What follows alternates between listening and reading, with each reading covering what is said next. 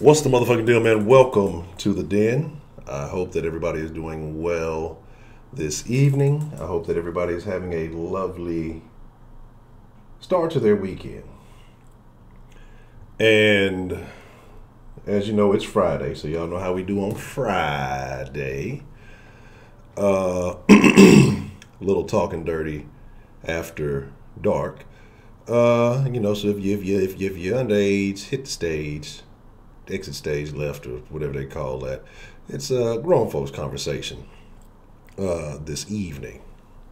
You know, some of y'all ain't experienced enough to have some of these conversations. So let's see what we got joining us this evening. We're going to be talking about the power of the P. I'm not going to tell you what the P stands for. Some of you have guessed. Some of you have been right. Some of you have been wrong. Oh, Ms. B, how are you doing this evening? Always good when you can join us. Well, thank you. So it's going to be a very interesting conversation because I think there's going to be multiple angles to this that, depending on how you see it, well, you may feel a different way. And so I think that'll be very nice to get some different views tonight. Hopefully get some ladies to call in and definitely share their various views this evening. Let's see what we have joining us and let's get into it. I see Solis, Miss Bell, Crass and Heartless, Brandon 335. Yeah, man, look, you gotta. Some people clutch their pearls. Some folks in the den gotta clutch their pistachios. Sweetberry, and that's funny because as soon as you say that, Sweetberry challenging people. Ronald Isley, what's the motherfucking deal? Just Sarah. Let's see. Marquise, what's the motherfucking deal? Ronald Isley, I got 2 shout outs. Give me one of them shout outs back. Let me see. Only one live, what's the motherfucking deal? And nobody said that. See, it was not, the conversation last night was not about women not being shit. We were just talking about overuse of certain terminologies. Now, somebody tried to argue with me last night to say that I said that, but that is absolutely not what I said. I would never say that women ain't shit. Now, there's certain types of women, just like there's certain types of men, certain types of people, certain types of dogs that ain't shit. So it has nothing to do with, I didn't make that gross generalization. Nah, in some of those subcategories, absolutely. Dita Gamma, what's the motherfucking deal? Let's see. Antulio, what's the motherfucking deal? Let's see. See, this is what happened when I changed the chat from top to live chat. It changes up. Shelly Long, Miss Brenda, Queen Brenda in the building. What's the motherfucking deal? Let's see. Professor Trill in the building. What's the motherfucking deal? Empress Yaya. Empress? Queen? Miss B Moore in the building. Dakota in the building. What's the motherfucking deal? Let's see. Let me see. Jimmy T in the building. What's the motherfucking deal? Young Poppy. What's the motherfucking deal?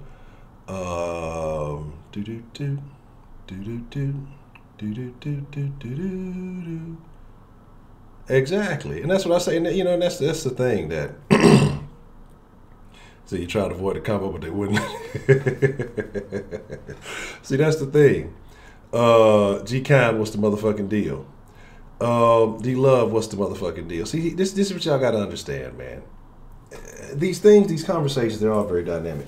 I know a couple of people got missed. I know Miss Rashida's in the building. Let me see if I missed anybody else that's on that I missed. I think I got everybody else. Trust me, I have my pistachio list. I be knowing who in here on time. And so let's get into it. So you're like, hey, Honcho, man, well, what are you talking about? You're being very vague with what the P stands for. Some people are saying it's the power of the P as in penis. Some people are saying it's the power of the P as in pussy. It could be the power of the power. No, but in reality, it's both.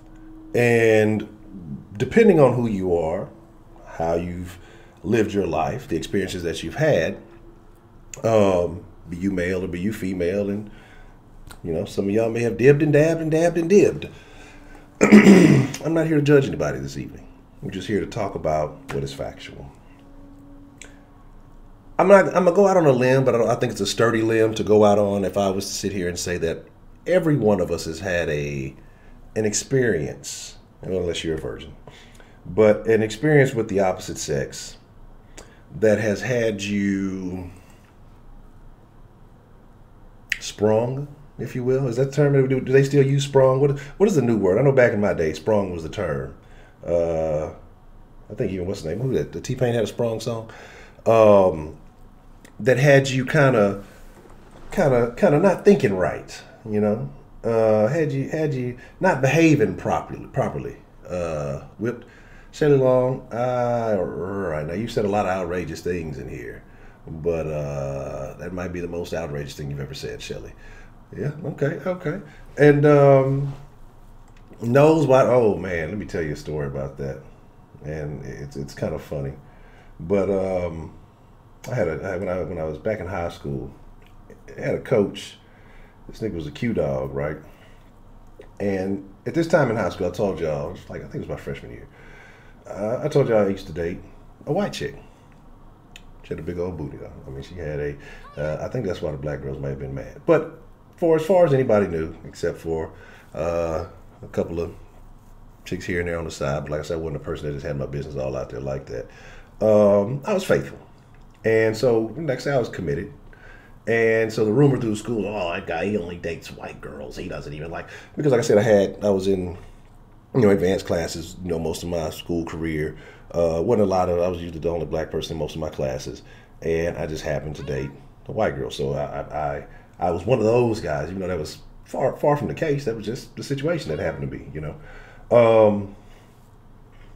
So, anywho, I was on the basketball team. And let's say my freshman year, I guess I was going through this. I didn't give a shit about school. I didn't give a shit about too much of shit, It was a couple of years after my sister had passed. I was just like, my whole mentality was just kind of off. I didn't, pretty sure I was getting lit every day or so. And then, and actually I think like 2 years in school I did stop smoking. But I just didn't really give a shit about too much. Anyway, but play sports and play football to have a way to take out my anger. But on the basketball court, I wasn't a practice guy. It's practice. We're talking about practice. But game time, when shit counts, when the lights come on, that's when it's time to go. Like when people are watching, I can't be out here getting embarrassed. But anyway, so a couple of games go by, whatever. Me and the coach kind of got into it, and he saw me in the hallway. Man, rest in peace to my best friend. He was with me when it happened. I don't know if I was late to school that day or what. And he saw me in the hallway, and he said something. He's like, I think I stopped going to practice. I was like, fuck it, I was gonna quit the team. He's like, nah, you gonna show up. I bet you show up. And I was like, okay, I bet I don't show up, right? And so, I didn't. He called my mom or some shit, and like that was gonna do anything. And then the head coach here, because he was just the freshman A team coach, the varsity coach, he came and talked to me, and so I was like, all right, I'll go back. And so like at the next game, he tells my mom, he's like, yeah, that white girl he with got his nose wide open. That's what it is. And I had no idea what that meant. I was like, I guess, it is. And that's the first time I ever really heard that fucking saying. So I thought that was funny. But then I ended up quitting again. And he saw me in the hall and called me cream cheese. And then, just a bunch of off the wall ass shit. Like I was working out in the football program. And he said, I'm going to call the district and tell them you doing this. And it was like, I'm not doing anything. Like I don't know. That nigga didn't like me. I ain't like him either. He ain't want that smoke. He used to do weird shit. He used to try to do karate on the kids and shit, like just weird shit. Anyway, that's so far off from what we're talking about. But so each of us have had an experience. I would say if you've ever been involved with, the opposite sex, you've had an experience that has got you, I guess, sprung to an extent. And I'm gonna be honest. I won't sit and say, yeah, I guess I could say so. I would say I did a bunch of foolish shit, but fooling with the chick, I was kind of a type of way. No, he was a black dude. How many white Q dogs do you know, Shelly? And so I did do some foolish shit about it. Like, but it wasn't nothing too stupid. It was just like, but I can't lie. I was like, okay, I felt the type of way whenever we went our separate ways. But I wasn't like stalking or no shit like that. Had to fuck her friends and things of that nature. Anyway, but like I said, I've been on that end, and it only took me that one experience, and that's what changed my whole mentality when it came to this whole situation. And then I started becoming the bad guy, you know. And so I started being the deliverer of the deliriousness, if you will. And so women folk can say the same thing. As much as you can say that, you know, that. Because I'm missing the dilly dally, and so like I say, even women the other way, you know, women act crazy when they get the 19 and overseas. Oh shit, I can only imagine. Overseas, what? Yeah, I couldn't give me that kind of freedom. Look, faithful with a caveat to that, but so you know, like I said, you know, after that, like I say, you know, every player they say, you know, you can pinpoint it back to a woman that made him that way. Some niggas maybe they just raised a certain way, but even on the other end, like I said, I've had chicks that I've dealt with, and you know, after you fooling with her for a little bit, their behavior start to change, and they do some things that are strange, and so I've been on both sides of the scenario, you know. And I think that, like I say, everybody has. I think it just depends on the person that you've come across. I think it just depends on the person that you've encountered. And it'll make you do some things that are out of your character, right? But after that, like I say, that first time I decided, you know, hey, it would never happen to me ever again, you know? And so that's why my mentality changed. That's why my demeanor and focus on a lot of stuff changed. It was just much different. So tonight, when we start taking calls and things of that nature, let's discuss those experiences, right? And what I mean by that is, but see, I already know how a lot of y'all ladies gonna act. Oh, it ain't never happened. You know, it ain't never happened. Yes, the fuck it has. Let's all be honest. We're in the den. We're all, most of us are friends in the den. So that's the conversation, fellas. You know, you ain't gotta have your player card out all the time. You can be honest about the experience. Sometimes you get, like I say, it's the experience, and then maybe I'm right, maybe I'm wrong, and I'd like to know those fellas to back me up on that one. You know, if you would consider yourself a player, or if you had a player phase, or whatever you want to call it, what was the reason that was? You know, was it because of a chick you dealt with that ended up hurting you? Was it, you know, maybe an older brother or family member who just taught you to be that way? Well, I would like to know, you know, what that is. But like I say, and also, and we'll like I say, we'll be fair to the ladies. Have you had an experience where you used your power and to your advantage, if you will? And let's be honest. There was a song. It's hard to find now because I'm sure Jay-Z didn't scrubbed everything clean. Y'all remember Jay-Z? Let me tell y'all something, right? Let me tell y'all something. Yeah, Jay-Z can push himself away from, you know, R. Kelly and all that stuff. These dudes made 2 albums together, right? The second one I don't think ever came out. The Best of Both Worlds. I can't remember if it came out or not. But there was a first. There was a first. There was a first album that came out, and it was all right. It wasn't a bad album. The second one did come out. It didn't get a lot of fanfare, if I'm not mistaken. But on that first album, there was a song called "The Power of the Pussy." It's why every motherfucker in the world just dress fly. That's why niggas got to go out and buy the best rides. The Power of the Pussy. It was a very truthful song. It was a very, very truthful song. And like I say, and I love it. You know what? I really enjoy it. Like I said, I'm not a military person myself, but I like the fact that we have some military folks in here, and it's nice to hear y'all's story. I do enjoy that. You know, sometimes it's good. Like I say, that's why I just love everybody's diverse background in here, because, and then the connections that certain people make. It's a beautiful thing, right? Yeah, that doesn't start with a P. Shelly. Shelly's a pervert. You're a perverted person. And that's why I say it's so good that even with people all over the country, some people in other places, that we all have these connections, and it's just beautiful. I love to see it, man. Like, I just love to see it sometimes. Like I said, I try to catch up people with the chat sometimes, but it's not always easy. So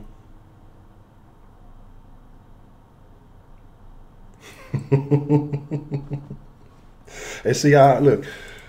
I'm not gonna say nothing. I'm gonna say, see. I'm not gonna say nothing. I'm gonna save it one day. I'm gonna save it. I'm trying to save it through halfway through the stream. I'm gonna end up saying it before the night's over with. But here's the deal, right? Man, yeah, you're right. Professor Trill, I already know. That who used to jam, man. We have Mexican food and Rita's now, so you turned up. I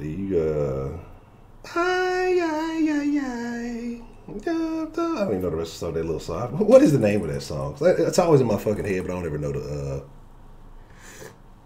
I don't know it. But here's the deal.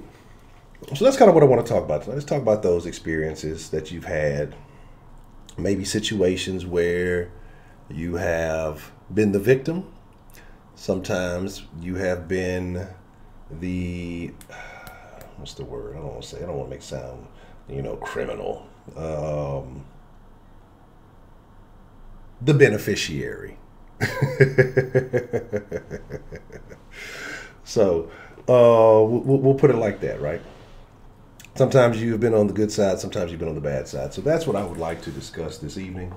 Some of y'all be acting shy, and like, y'all know what it was when y'all came in here on a Friday night to the den. Y'all know how it goes down. So let us not act brand new. And while I'm getting the line up, something interesting happened yesterday. I thought that the phone call cut off, but apparently those who were still on the phone call yesterday were still engaging in conversation. And I think that's actually pretty nifty. So I'm wondering, maybe one day, or maybe certain days we may.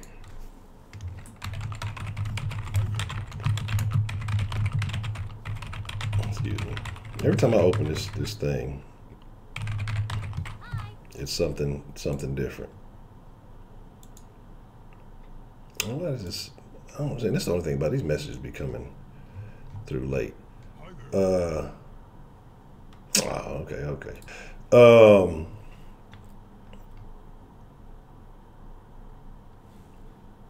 Maybe we'll do that from time to time. Maybe like some sort of group conference call thing. Maybe to end certain streams or something. Maybe it could be an offline thing for people who sometimes maybe want to communicate. It'll be like maybe a party line type thing. I don't know. We'll see. Just depending on the topic. We'll see how that kind of plays into things. And sometimes, we have the chat going and people still talk after the chat when the stream still lets it go for a little while.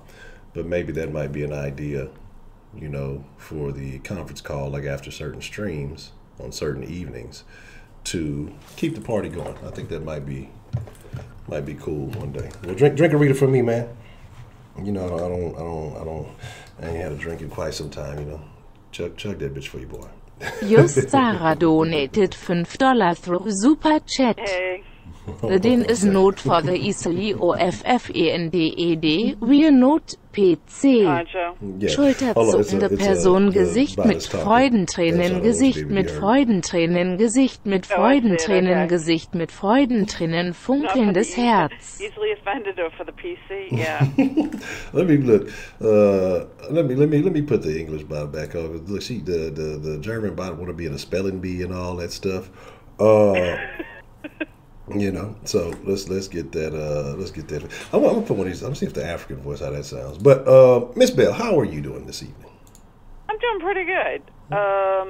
Yeah, the bots are soulless when it comes to who they cut off. Yes. By the way, Rashida was second in the den, so I definitely wanted to let you know about that. I don't care about Rashida. She ain't sending me my side man sandwich, so we beefing right now. If she want that smoke, she can pull up and she can claim her second. We can discuss it. I'm looking at you, Rashida. I'm bit the tea bag and shit. I'm looking at you, Rashida. What's on your mind this evening, Miss Bell? I'm sorry, what did you say? I'm saying, what's on your mind this evening? I've actually been on both sides of that coin, I guess you'd have to say. I've been led down a path of I shouldn't have gone there, and wow, what the hell did I just do? Oh. And both of them were definitely adventures. Would I do it again? Probably not. But it was worth the ride. So would you say that when being on the, let's say, I need a better word than victim. Let's just say on the negative side of it, would you say it got you out of character, or what would you say were the effects of, I would say it was a victimless crime because I made the choice. Mm. And the activity was definitely worth the time, but definitely maybe not long term. Mm. Sometimes when physical things connect, that doesn't mean mental things connect. Mm. I can agree. And for anything to long term to connect, both of those things have to work out correctly. I can agree with And that. sometimes you're just in it for one off, and sometimes people are in it for a long term. So it really kind of depends on which head's driving the bus, as they say. Mm. But I definitely, I've had both experiences, and I only recommend that if you really know what the hell you're doing and don't want to get messed up completely, because it can take something out of you. So in the end of it, would you say the experience was worth it for the learning benefits, for the pleasurable benefits, or could you have done without it as a whole? I'd say it was definitely good extracurricular activity. As far as, sometimes things are just Satoshi pure Emoji timing. donated $2. My There invention are was not times in our intended life to be when abused, things and that come along includes that Super you'll Chat. never experience again, so you just honor the shit out of it and know that you're never going to go there again and say, okay, the adventure's been there and done that kind of thing. Mm. And then other times it's like, you know what? No regrets. You just live life one day at a time. Okay. So I'd have to say that life gave me an opportunity to live a couple of adventures that I never thought I would, and so that's my story, and I'm sticking to it. One of them I probably would have liked to have lasted a little bit longer, and for whatever reason it didn't, and that's okay. Life went on, and different things happened. Okay. The only thing I have to say is that if you're letting one rule head, the other one doesn't, which means usually if you're letting below the waist run what's going on, common sense is sitting in the passenger seat. So that can get dangerous. Coulter donated $1. You got Greta Thunberg text to speech. Pretty much my own golden nugget of information. Okay. And I agree with you on that, but hey, sometimes it is fun to sit on the passenger side and just enjoy the ride. But then it can also be regrettable if, the person in the driver's seat doesn't have a license, so to speak. Well, you got to use common sense, you know what I mean? If you know it's a one-off, or you know that it's a limited time, a limited edition situation, then you got to deal with that, When you start getting feelings attached, shit gets fucked up beyond recognition a lot of times. Say words, son. I definitely agree. I definitely agree. And I guess this is where today's day and age, I'm old enough to say the kids today talk about friends with fringe benefits or no strings attached. I'm going to tell you guys the truth at being 50. Somebody gets emotionally attached. Word. It's not always the women either. Mm. And, yep, and it does. So, personally, I've not seen it always be a winner for people. But people do it because that's what's common today. I just don't agree with it. I saw a lot of really bad things happen to it, and so that's just not my thing. But I don't make any judgment on anybody else because everybody's in their own place and in their own stride in life. So that's pretty much it. I mean, this widowhood thing, and the thought of actually dating and getting back out there, holy shit, that's crazy. Yeah, I wouldn't even think a one-off today because just you get all the STDs and everything else. So I'm a lot more reserved than I was back before I had kids and was married and stuff like that. That I have to say that's probably what's changed the most is being, for me personally, is being in a long-term relationship. Changed like some of the crazy-ass behavior and some of the wild-ass things I did. Did I sow my oats before I had kids? Abso-freaking-lutely. However, once I chose to settle down, I became pretty, as you all say, vanilla, and just had a housewife life, and I'm okay with that too. And there's no regrets. Okay. Well, you got to experience the best of both worlds. You know, you got the wife life, and you got to kind of do your thing prior to that. You know, some people don't. Some people only get one or the other. You know, and so I think that gives you a little bit more perspective. So there's nothing wrong with that. You know, and whatever you're all looking for in life, don't be afraid to go for it, because those are the things that you tend to regret is the ones that you didn't go for. It's not the ones that you failed at, it's the ones that you didn't try for. I can agree. I can agree with that. Because it's more regret in knowing that you didn't even attempt to than, you know, going forward and it just not working out. And a last note, if you can't deal with the consequences of whatever it is, don't freaking do it. Oh, what bug came up? I don't know, something is... I've got to turn the notifications off on the phone. I'll be forgetting for the thing. It makes all kind of random noises. Okay. All right, I'm going to let you go, and I want to hear from everybody else. Since I've already got mine, I'm on and done. So. Okay. Well, Ms. Bell, I appreciate you calling in and getting the party started. The bell is rung. Class is in session. All right, good night. All right, good night.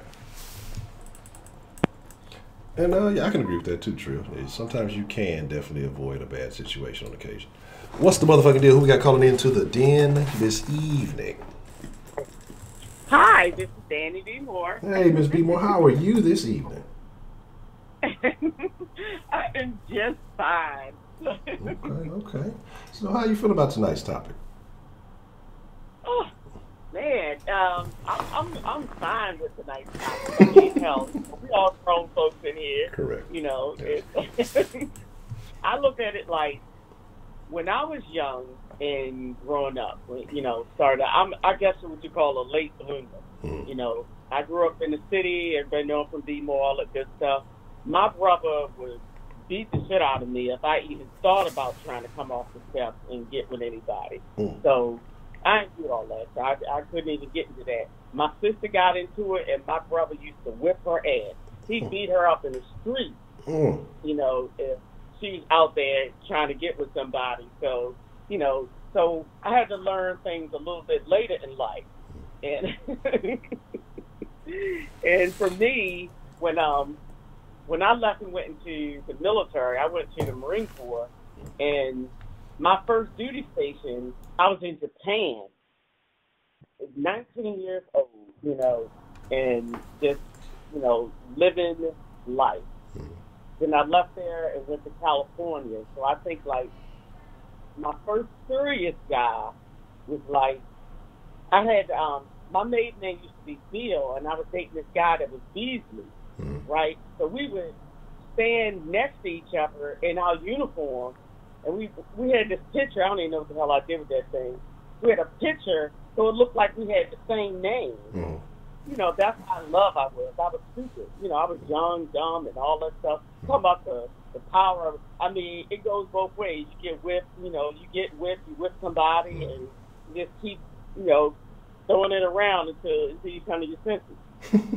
Whatever. And so I found out, and this was like my first heartbreak. right there. I found out on my birthday, me and my bestie, one of the six of us who went to all our duty stations together, married, divorced, everything, kids, everything, for the last 30 years. We had an apartment, and we was having a party for my birthday, and I found out on my birthday, I went to the barracks to pick him up, and there was a chick in his bed. I sat out. I told people they couldn't even say his freaking name at the party and everything. And somebody said his name, and I was so drunk, I was drinking some Lambrusco and something, and I threw a wine glass across the room. But that was like my first heartbreak. And you know, so you go through. I mean, we've all been on each side. Once I learned that, you know, sometimes you don't have to give a fuck about somebody. You do what you want to do. You know, if you get horny, if you know, sometimes it's like that. You know, especially when I was young and in the military, I ain't trying to stay here. I'm ready to leave. I'm ready to go somewhere else. I ain't trying to take you with me and everything. So I'm just ready to be up and out of there. And so, you know, you just gotta try to keep it classy, try to keep it cordial, but be grown about what you do. You know, own what you do, and don't make excuses for what you do. It is what it is. That's all. You know, that's how I look at it. You know, I'm much older now and settled and kids and all that stuff. But you know, when I went through a divorce, I was married for like 18 years and went through a divorce. I went through that divorce, and half of my friends were telling me, you need to go out there and just lay motherfuckers. You need to just go out there and do whatever the fuck you want to do, lay motherfuckers down, you know, be like a nigga. That's what they used to say. And I was like, I'm not trying to do that and everything. Then I had the other crowd, just be by yourself kind of thing. Well, you know, who wants to be by themselves? Correct. And stuff. But I still wasn't trying to do the slave thing. So the power, once you learn what your position is, you know, whether I've always been in, you know, man-dominated fields, and I've always been a small percentage of a woman in that particular field. But I've never had any bad situations. I never had no psycho. You know, I never had no psychos. I ain't never had no stalkers. And I ain't never stalked nobody because I'm, you know, I'm not in the, you know, the twiddling my thumbs type. I'm the move the fuck on that type. If it's over, and I don't want that. And that's what it is. So as far as like all the, you know, all the other stuff, it's just like you just kind of pick and choose what you want to do. Like I said, as long as you just stay grown about it, understand your role, understand where you at in that position, people be like, well, that person ain't no good, they do this, they do that. They might do that to you because they just weren't in a place or a mental space at that moment to settle down and accept someone as a partner in their life at that particular moment. That don't mean 5 years from now that they're going to be like that with every person. Right. You know, you just got to learn to separate. Yeah, I can definitely speak a couple of y'all. Definitely changed over the course of some years. So, you know, the friends that you were talking about that were saying, hey, get out there and go wild. What were they? Were they single? Were they in relationships? What would you say most of those friends were? I mean, you know, my friends are so spread out, and you know, it's all my ex-friends. They're all spread out all over the place. So a lot of them are single now and everything. Some been married and divorced, and you know, I don't know. Yeah, I've gone through a divorce, and you know, it was rough going through all that and stuff. And it's like you dedicated your life to somebody, and it's like now.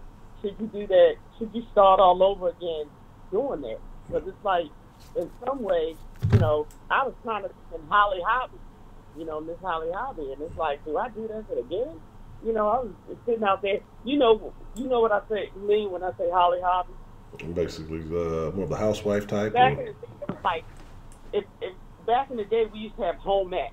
We used to have home ec in high school. It was way back there. They taught you how to sew and cook and all that other kind of stuff. Yeah. The Holly Hobby is a homemaker. It was like a doll or something that they had back in the day, Holly Hobby. Yeah. So, it's something that just stuck in my head. It's like, so I was trying to be in Holly Hobby. I was being a homemaker. I was cooking and cleaning and doing all the stuff that I thought I was supposed to do. And, come to find out that it just wasn't enough, or whatever it was. So at that moment, I thought about it for a minute, and I looked at a couple, guys, because they come out the woodwork. And, they start coming out the woodwork, when you get to that point in your life. And you look at them sideways, and you're like, do I really want to hurt this person? And some of them be serious, and they be so serious. They're like, oh, man, and you see they really looking for this person to settle down, but you might not be at that moment yet. And you be like, I really want to sleep with them, but damn, I ain't trying to be with them forever. Do I really want to hurt their feelings? So you have to think about it. And I'm sure guys the same way. You be like, you see it pick all the way into you, and you be like, but you ain't trying to wife her and nothing. So you like, do I really want to hurt this girl? And you can make a decision one way or another. I just keep it real. Nothing wrong with that. So you might be trying to wife her, and we might not be trying to make a husband out of you. So, well, I mean, sometimes you just maybe you just got to make some memories sometimes.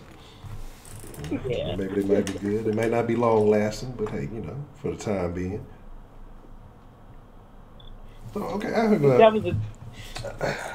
have a question, Miss B. Moore, and if I'm stepping over the line, let me know. But because of your experiences, and you seem like you said, you've worked in male-dominated fields, you've been in the military, you've been through some situations. When it comes to the bedroom, would you consider yourself aggressive, or are you more submissive? That depends on how much Hennessy I had. It's a Henny team. Henny teams. I don't know. How much Hennessy I had. Let me see. I can, I got to get it in, from time to time. I do have to do that, I'm married now, happy, all that good stuff, and this relationship's a lot different than my last relationship. So, I look forward to being with my mate, and it's like if I'm not getting none, on a daily basis, I'm looking sideways, like, what's going on?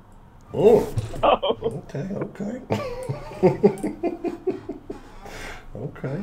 See, I'm submissive in the form that I will make myself available to my mate, but it's like I'm aggressive in the sense that I, believe that, as your mate, I'm entitled to get it. Yes. All the time. Okay. So. Okay, ain't nothing wrong with that. Just curious. Like I say, I'm just. It's because you remind me of someone I used to know. What about you? Me? I don't do that. I'm born again, so I don't condone those kind of activities. I said, born again? Yeah, I'm born again, so I don't condone those kind of activities. I'm practicing to be a monk, so I don't do those things.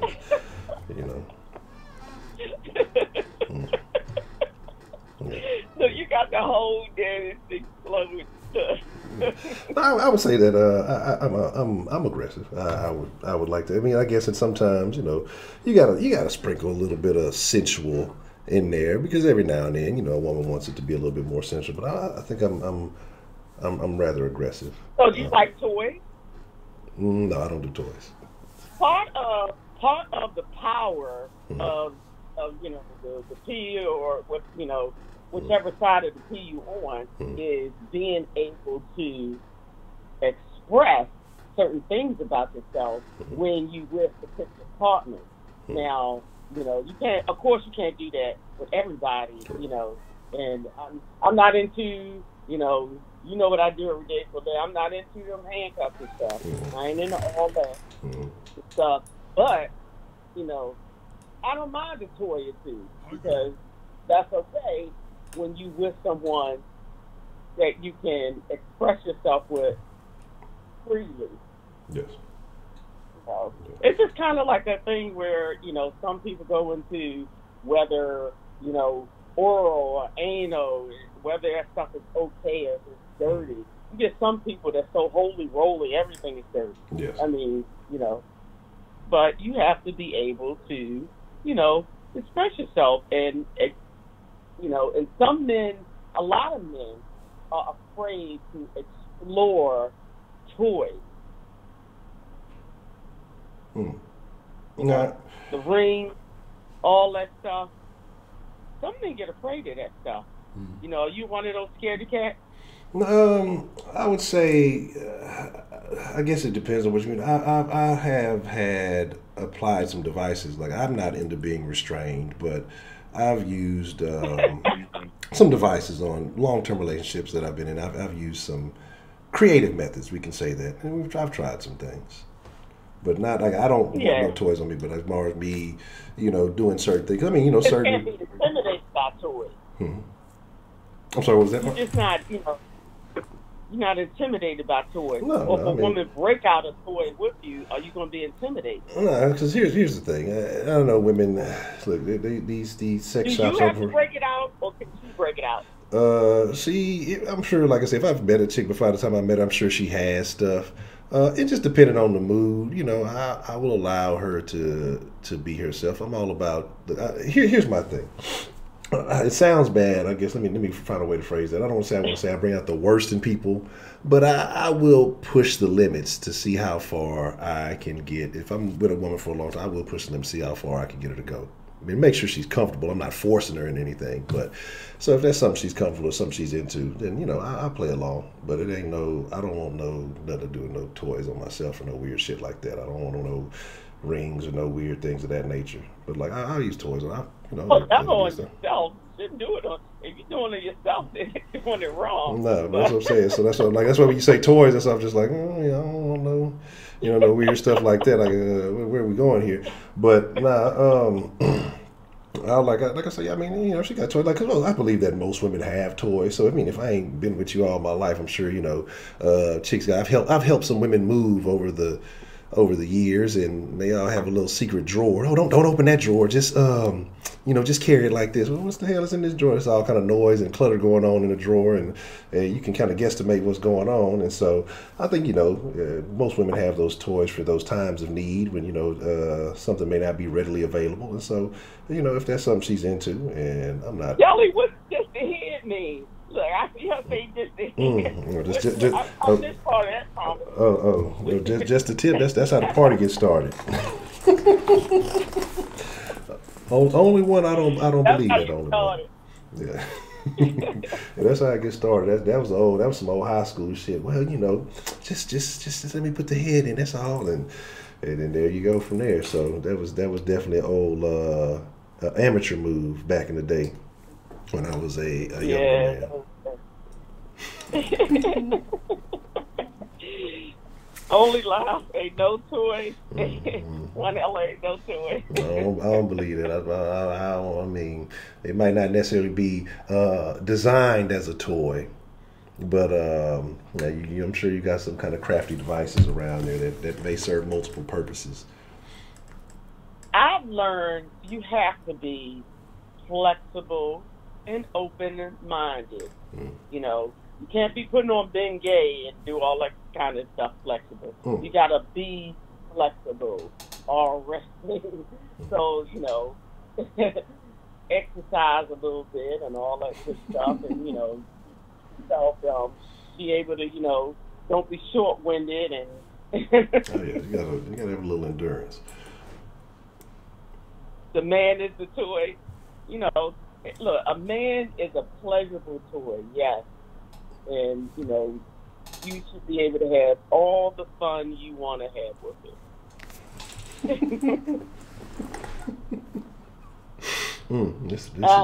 I used to, like I said, I was a late bloomer, and I couldn't get off the step, and, you know, and it is what it is. But once I came into my own, and now, you know, over 40, you know, I think you're a woman in her sexual prime at that point. Whether, and you can decide at that moment if you want a young thing, an older thing, you know, you can pick and choose what you want at that moment because you are really in your sexual prime. I think, like, when are men in their sexual prime? Like 30, 35? I thought shit, 17 or some shit like that. That's when they young, but they start. Well, don't know what they doing, but they trying to do it.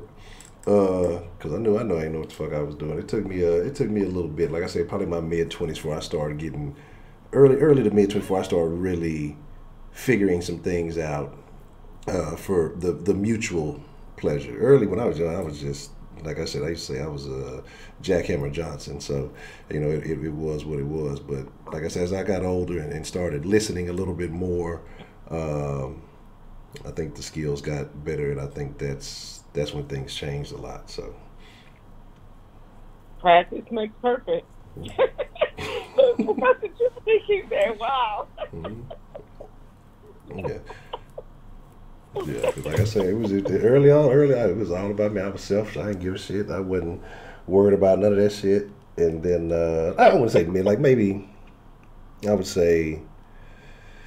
Cause I was active young, so that's a whole different thing. Like I said, I used to watch the adult educational entertainment. I was just emulating what they was doing. They was going hard, so I'm just doing what they was doing. I'd say probably like 22, 23-ish is when I started kind of figuring things out, operate a little bit differently. But prior to that, yeah, it was just jackrabbit shit. Well, look, I'm going to get off your line here. I want to hear what some of these other folks here got to say. Okay. Mr. Antulio Abreu, Devil Dog, Mr. Professor, and... Okay. Yes, sir. Well, Ms. B. Moore, you know, as always, I appreciate hearing from you, and anytime you can join us, I love to hear from you. So I'm glad that you were able to share with us tonight.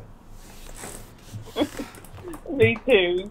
That was fun. Well, take a sip or two of Henny for me, and like I said, hopefully I'll hear from you soon. Take it to the head. All right, Ms. B. Moore, you have a good night. Good night. Good night. Shout out to Ms. B. I love talking to Ms. B. I love talking to all y'all, but some of y'all that I don't get to talk to as often, and not saying that the people I talk to regularly that I don't, but it's just good to hear from y'all. It's good to hear y'all in a good mood. That makes me feel good. But I know y'all. Colton donated $1. Hey man, it's the police. Mixer yeah, tonight. I'm trying to figure. Yes, Mixer night tonight. I'm trying to figure out what you jamming back there. Oh shit, that's my girl right there. No, what's that? Some reggaeton? Oh no, I wasn't even talking about the conversation, but I had to drive real quick, so I was on hold. But I'm trying I'm listening over. What's that? That's that. I don't know. That's that. What's that? Some Daddy Yankee? No man, that's Young Thug. Oh, that's worse. No. What's on your mind, Mr. Solis, man? How you feeling about tonight's conversation, man? Oh man, shit. I mean, I think power of the dick's more powerful than power of pussy, but I mean that's just me. But my experiences. Okay. Why do you feel that? I mean, but don't get me wrong, like pussy's good, but like I mean, I've had some girls come back to me because my dick was better than their pussy, but no, that's just me. Now, here's my thing, and I'm gonna agree with you on that, but I'm just curious as to why you feel. Why you feel that way. And I have a good reason why I say that, because women going to be saying, no, it's not. No, it ain't. I'm going to tell y'all now, women win. If we're talking about the overall scheme of things, women win, but I'm going to tell you why men have the power. But go ahead. No, because, like, okay, they can make themselves come, obviously, but it ain't nothing. Ain't nothing like making someone else making you come for you. You know what I mean? Like that's the whole pleasure of sex is having like someone making you pleasure yourself. And so as a dude, if I keep doing this to a certain person or certain females, and I'm pleasing them more than they're pleasing me, I think that my dick's just better than their pussy. Interesting. Okay. And here's why I would say that to an extent. Here's the thing. And this is what it is. I agree with you, but I think it's a few and far in between. Like I say on the overall numbers, women have it.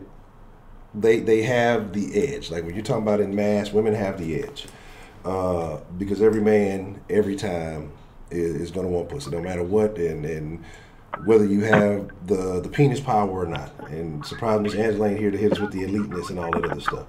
But if you have the ability and you have the juice, every dude will orgasm from fucking with a chick, but every chick is not going to orgasm from fucking with a dude. So if you have that power to make that happen, I think you have the upper hand on most Honcho. dudes. Well, Honcho, for people dudes that don't know how to make a female come and they hanging with average stuff, that means that you don't know how to deep stroke as a fella.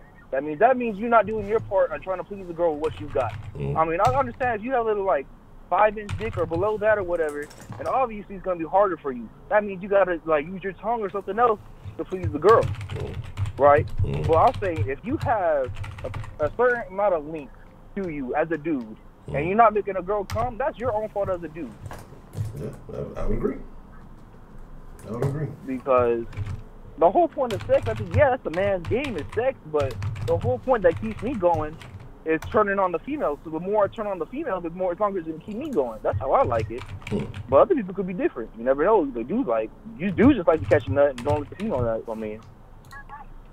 I agree. But I think, with women, and they'll say various things. Some women will say it's length, some women will say it's girth, some women will say, this, that, and the third, and a variety of things. So I think it depends on the woman also. But and then there's also a difference though, because you can please a woman orally, but it's a different type of orgasm. For a woman to have an orgasm from clitoral stimulation as opposed to penetration, it's two different types of orgasm. So even though you can please a woman, like you got to be able to give her the whole shebang. Otherwise, again, she ain't gonna come back. She ain't gonna come back. Call for seconds or whatever. Like, hey, when are you gonna come to you next time? That's how it is. So that's why I would definitely agree with you though. Like I say, that the man that knows what he's got going on, if he has the ability to do so, he has the upper hand. And this is the question for the ladies out there that's listening. If you disagree, tell me if you ever had a dude that gave you good dick and then try to leave you, or you'll go on a fight. Did you go crazy? Did you go a little crazy than before with your last dude? If that's a yes, or if that's a pause, that means yes, that dude gave you better dick than what you had pussy with. Interesting. Who called back first? Okay. All right. But all right, man, that's all I got. I'm going to be on the road again. All right, well, that's about Mr. Solis. I appreciate you calling in and sharing with us, man. Oh, no problem, man. All right, have a good one. What's the motherfucking deal? Who we got calling into the den this evening? Oh, that was fast. That's what she said. I'm a comedian. How you doing, HHR? Man, I'm doing all good. How you doing this evening, Mr. Kenneth? I'm good. Speaking of pussy, I'm about to cook some fried fish,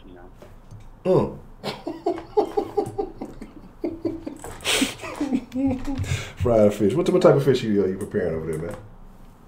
I'm about to cook some salmon, actually. I'm going to fry that motherfucker with some stewed potatoes, with some onions and some peppers and all of that good shit, and some nice fresh string beans, and nice little Friday night meal. Okay, that sounds good. Salmon is a personal favorite of mine. So what's on your mind this evening, Mr. Ken? Look, I got a story for you. Some of you might laugh, some of you might feel sad. But look, the power of the pussy, PUSSI, aka fish stick, aka poo-poo platter, aka Krabby Patty. Oh my goodness. So, yeah. So, back in like 1989.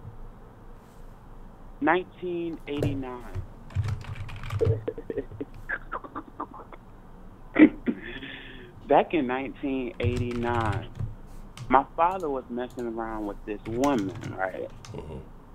Okay, so do you know? Did you see the shit on the shade room like this past summer about like a bunch of people dying in the Dominican Republic? Yeah. I've seen that.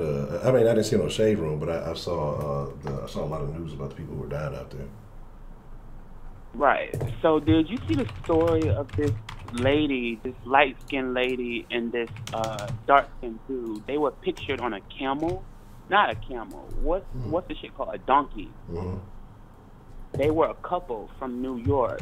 Do you remember that? Do you remember seeing that? I remember seeing the picture. I do remember seeing that picture, but I couldn't tell you their face exactly. But I remember seeing something. A picture sounds familiar. Yeah. So this couple, a woman and a man, they went over there from New York, from Mount Vernon, New York. That's where I was born, right? Mm. So my father, right? My father used to go with this woman. Mm. They had a relationship. And they birthed a daughter named Kenesha. My name is Kenneth. Her name is Kenesha. My father's name is Kenneth. Yeah. So he birthed his daughter named Kenesha. Boom. She was cheating on him with this Jamaican dude, right? Mm. So, remember I told you they had a hit out on my father, right? It was with her. Mm. It was with her. Mm. Back then, Jamaicans in like Mount Vernon, New York, was like running rampant. Like they were like ridiculously killing. Yeah. So boom, they killed my father, right? Messing with this woman. Boom. This woman ended up messing with my cousin, my grandmother's nephew, her sister's son. So she ended up having a couple of kids by him. They got married. They were together, for decades or so. So last October, he killed himself with this woman, right? She was about to leave him. Talk about the power of the pussy. Yes. She was going to leave him. And he killed himself. She was messing around with this Jamaican dude, right? The dude that she went to Dominican Republic with. That's wild. And it's pretty weird that the next year she ended up going to the Dominican Republic with this Jamaican dude and ended up dying. Yeah, that's the power of the pussy. Yeah, that pussy might have offed a couple of people. Maybe not intentionally, but yeah. Yeah. Kind of weird that her family, like her kids, they didn't even go to the Dominican Republic to get her body or anything. What? Yeah, it was very weird. They got her cremated over there and just got the ashes like mailed over here, like flown in over here. But the whole situation is very, very, very weird. Yeah. So that's the story. That's all I have. I don't have anything else. But I just wanted to tell that story on how the power of the pussy got someone to kill themselves, got someone murdered, and in the end, the power of the pussy got murdered or killed themselves. That's wild.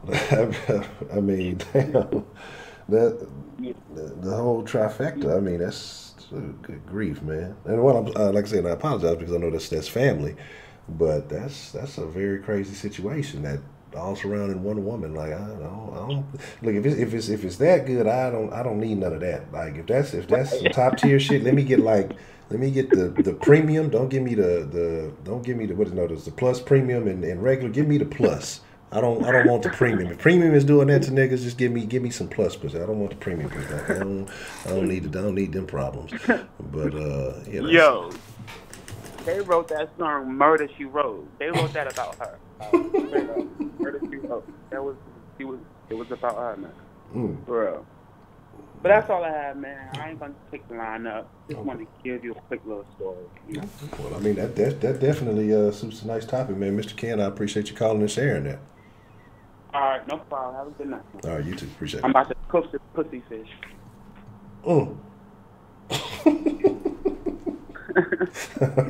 Easy pussy fish. Have a good one. That's funny, but that's wild, man. That is one crazy one. Marquise Hill, welcome to the den. It's your first one? Well, welcome. Yes, it's definitely Friday nights, man. We do Friday nights or talking dirty after dark is generally the theme. So we talk, we try to speak on more adult conversations, if you will. So yes, tonight is the power of the P. I've never seen 90 Day Fiance. I've heard about it, but I've never seen it. What's the motherfucking deal? Who we got calling into the den this evening? Why are you picking on the women again, Honcho? I did. I didn't. This is not about it. It's tonight. Everyone is getting picked on equally. It just depends on what you decide that the P stands for. It could be the penis. It could be the pussy. It could be Powerade, for all I know. It just depends on what your definition of the P is. No, you know, I'm thinking, I don't know about exactly this topic because I was running late, but, you know, so I had to get the topic thing. But I was thinking, now, if you're talking about just the, you know, the actual act of everything going on and that person controlling the guy and all that, like, you know, Kenneth was talking about or whatever, well, I don't think it's exactly like that because there's two different things that that go on here with that situation. Okay, now, if you go in there in the bedroom with somebody and they lay there like the old dead fish and everything and don't do anything, what power is going to happen? You're just going to get up and leave or whatever. But now, if the person starts doing all these other acts like giving head and you know, doing all these things that are wonderful and good, and also they have the attitude and the not the attitude, but the you know that charming everything. Something keep you coming back. It's not just between what's between the person's legs all the way. There's a whole bunch of other factors that go in with it. I feel like because you know you got you know like I said the person giving head, what you know whatever the actions, the moves, the you know, there's different ways about the having sex. You know, some people have good sex, some people have bad sex. If you just laying there and okay, say you're just laying there and I'm doing all the work, that don't sound right. But if the woman's just laying there and the guy's doing all the work, well, that gets boring. So everybody got to switch up and do around with different things and all. You know, and being very nice about it all. You know, do the head, whatever it is that you have to do and everything. And then the guy's like, damn, I want to go back and enjoy all those different things, you know. And then you got the charm and all that stuff going on with it. To me, that's what keeps the person wanting to come back or come home or whatever, you know. You're not just sticking to the same old thing. And also you're participating. You're not just sitting laying there like the mouse that got killed by the cat, you know. Yes, I agree. So, I mean, I'm just saying, you know, it can't just be that. There's got to be some kind of voodoo or something that wins the guy over, you know, or the lady over or whatever, you know, the situation might be. Really, I was just kidding. I know different people like pussy. It don't have to be just a man. It could be anybody, or it could be switched up the other way. I mean, I'm going to be honest with you. If my husband just laid there and I had to get on top and be just a riding away or whatever, I know that's a visual nobody wants to know about. But if I had to just do with that every day, it would be so boring. I probably would have, you know, not ever wanted to have been around him or whatever, you know, for long because nothing switches up, nothing changes. It's got to be like the power of all of it, you know. So maybe my misconception on this topic is wrong or whatever, but I'm just thinking there's got to be, you know, something to really take the necklace and dangle it in front of them, you know, like they do when they hypnotize them, you know. There's got to be something, and I'm gonna get off of here. I'm gonna make it a 3-minute rule this time. I'm gonna say that's that, and it is what it is. But and what was that? Real quick though, Miss Misty. You know, you mentioned a necklace. How do you feel about pearl necklaces? How do you feel about what? Pearl necklaces. Pearl necklaces? Yes. I have one stored away in a box that my mom gave me that I want to pass down to my niece. Those big old pearls look like the.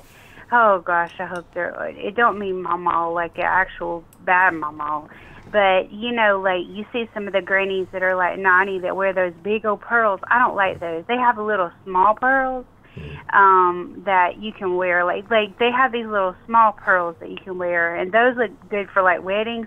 But that's the only time I've ever worn like a pearl necklace with a pearl thing, you know, is like at a wedding.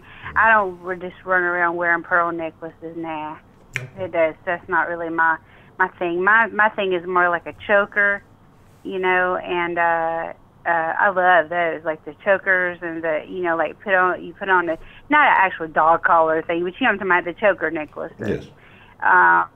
Yeah, and put on, you know, you got to keep things kind of, you know, even like Ronald in there says, I mean Ashley, if you even if you so you know, even if you do whatever, you got to keep things spiced up, you know, even if you're a deflated beanbag, you know. You're right, we probably gonna get back to arguing, but we're trying to keep it. I'm trying to do the best I can do with it. But even if you do look like a deflated beanbag, you still got to be the best deflated beanbag that you can look like, you know, if you've got something where you want to try to keep them hypnotized or powered up or whatever it is you're talking about. So anyway, that's all I got to say on that stuff. Well, Miss Misty, I got one more thing for you. I'm not going to leave you hanging. I'm not going to air you out like that. If you get a chance, well, you might, I don't know, Urban Dictionary might not have it. Well, what I meant by pearl necklace, it's a slang term for a certain act that happens in the bedroom. And so okay, do they have it on Google? Look under, are you familiar with the Urban Dictionary? Maybe if you Google Urban Dictionary pearl necklace, and it should probably give you a good definition. If not, you can send me a text message and I'll tell you what it means. Okay, because I guess you don't want to put it out there, because if you're doing it, then you don't want to give your secrets away. Okay, I understand. No, I mean, you know, I have no problem, but I just. I don't know what it is, so I don't know. You know, I can't say yet since I really don't know what it is. I can't say for sure if it's something you're doing or you ain't doing, or who's doing it, or if I'm doing it or they're doing it, or Ashley's doing it. I don't know who's doing it, but once I look it up, we'll figure out who's doing it. All right. Yeah, it's not my preferred go-to move, but I mean, hey, if I'm limited in options, then hey, it's okay. But yeah, check it out, and then let me know what you think. Well, I'm gonna get in there on that Google, and because Google knows everything, and get into that Urban Dictionary right quick. I'm gonna look that up, and then we get back in the chat, and I'll be like, "Oh my God, I can't believe Honcho." Okay, because I'm sure. Does it matter what size the pearls are? Since I said big pearls, little pearls, or just a pearl necklace? Just a pearl necklace. I'm sure the size changes depending on. I don't know. Hey, that's not. Hey, listen, that's not that thing where in that song, there's a song one girl sings. I can't remember. Well, I don't know if she sings it or she raps it. But she's talking about "Lick My Pearl." Is that what she's? Is that what you're talking about? No, this one's probably more of a reference. There's a song, maybe the ZZ Top song, "Pearl Necklace." ZZ Top. You don't listen to ZZ Top? You're not. Oh, okay. Well, okay. Well, all right. Well, I don't know nothing about them. Okay. But yeah, I'm not much into no ZZ Top. That's more like rock and roll. I'm just not much into them. I like rap, R&B, some little country stuff. You know, like the newer country, like stuff like that. You know, like Kane Brown. I like him, and you know, like and then I like some gospel stuff. But anyway, we're not here to talk about the gospel tonight. We're here to talk about the gospel of the pussy. Yes. So we will get off here and go look this up. All right, so I'll be waiting for your reply when you come across it, Miss Misty. Okay, well, there's that. You have a good night, and I'm going to get back in here, and it is what it is. All right, thank you for calling in, Miss Missy. It's good to hear from you. Good to hear from you, too. Bye-bye. Good.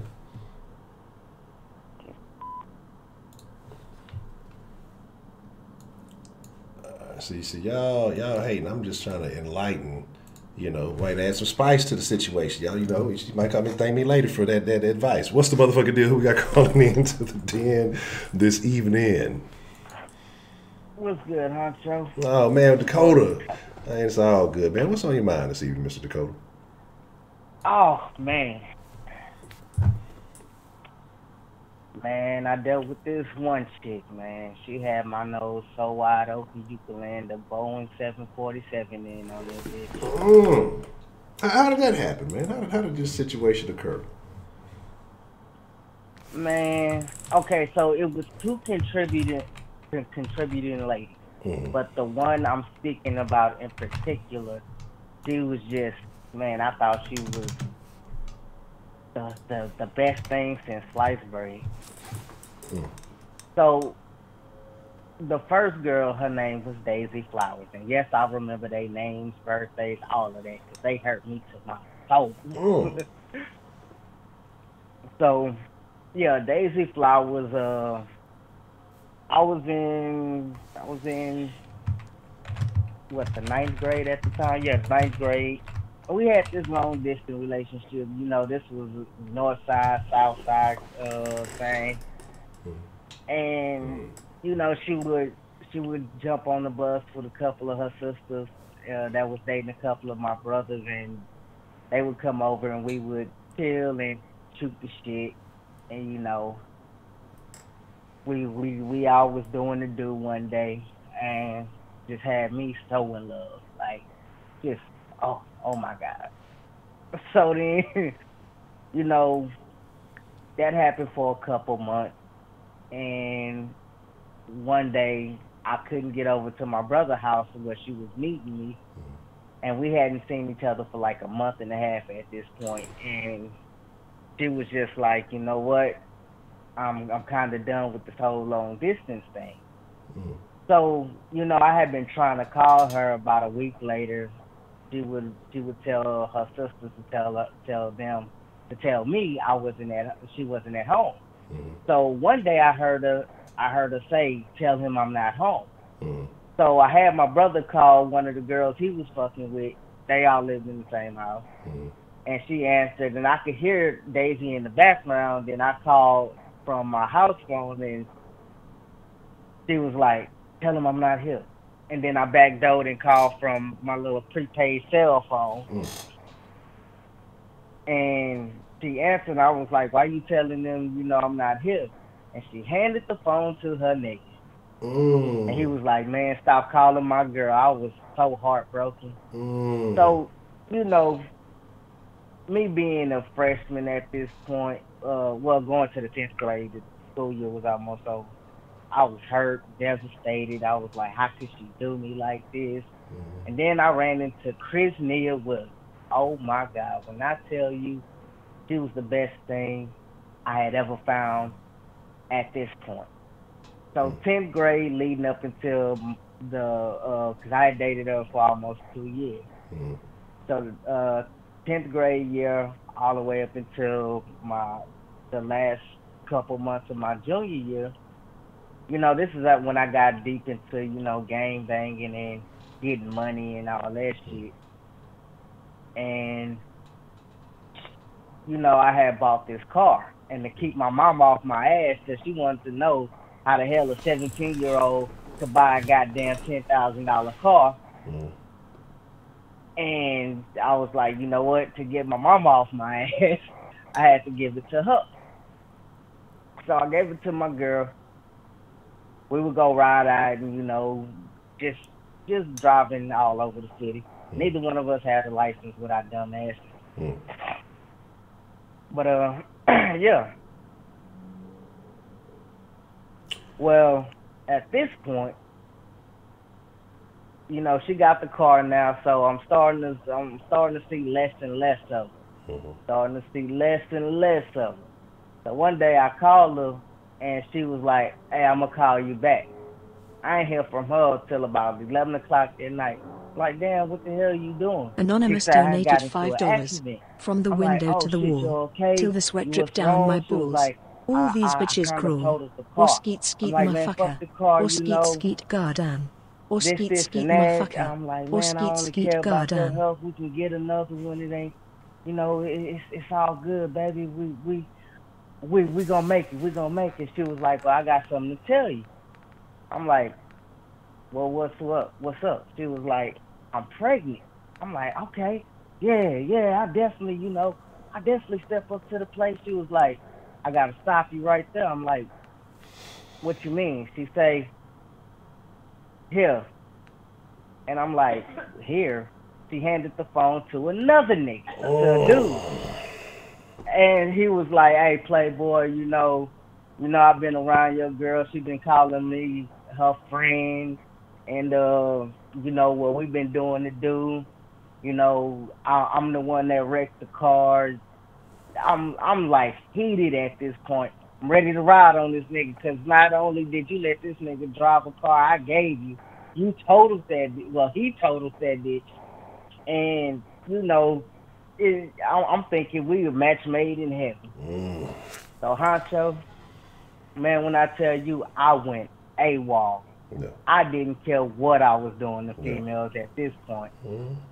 So fast forward a couple years later, you know, this is after this was right around the time I was having my daughter, and I was dating this chick named Paris.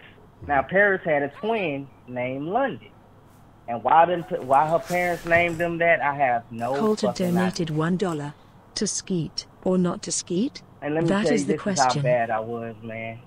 After Chris Nia did what she did to me, well, Paris had a little girl. She would call me daddy, and I would, you know, that was my baby.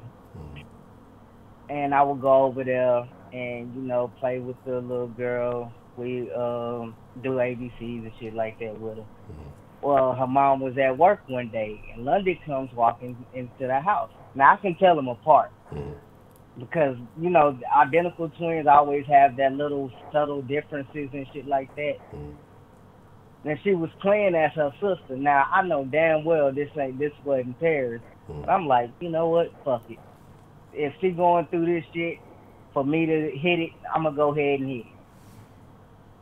So then, you know, Paris gets off work and come home, and she was like, you in the bed with my sister? I was like, yeah, man, busy, whatever.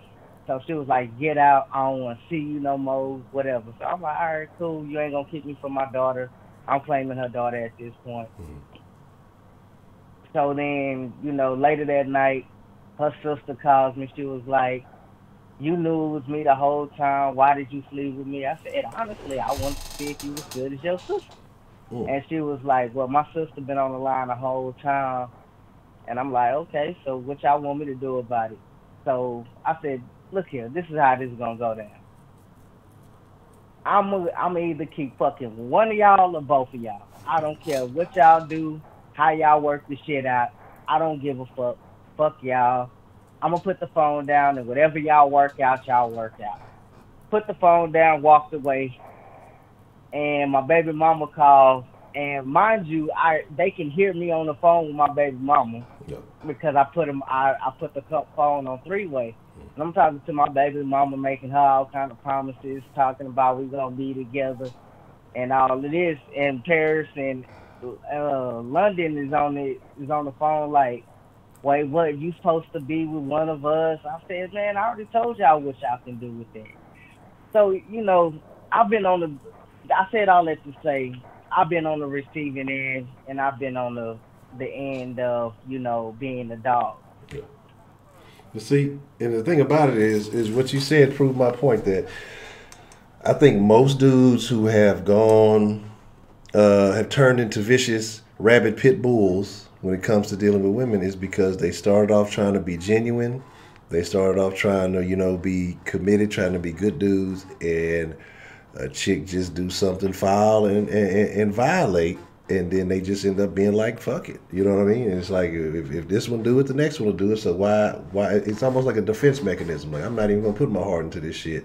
I'm just gonna do what it do. You know what I'm saying? So. Yep. I agree. Yeah. Very wild, man. That's some. I feel, you know, like I said, I can relate. Like I say, my story was similar to that. That, like I say, that set me off. But like, it's wild stuff that happens, that goes on. But again, you know, you live, you learn, and you know, eventually it may take some time, but you grow and you make progress, and you know, you hopefully find one that's gonna get it right and keep it right. And so, you know, fast forward a couple years later, me and the girl we used to cheat on for sport.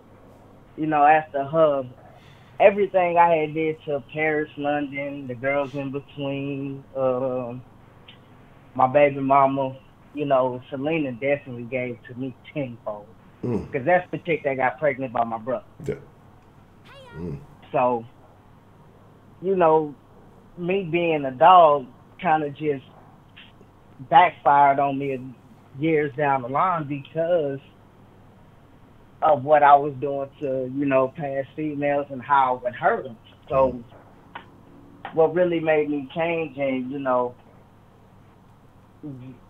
becoming the man I am today was Selena at one point. And, you know, I put my daughter in the middle of my bullshit one day.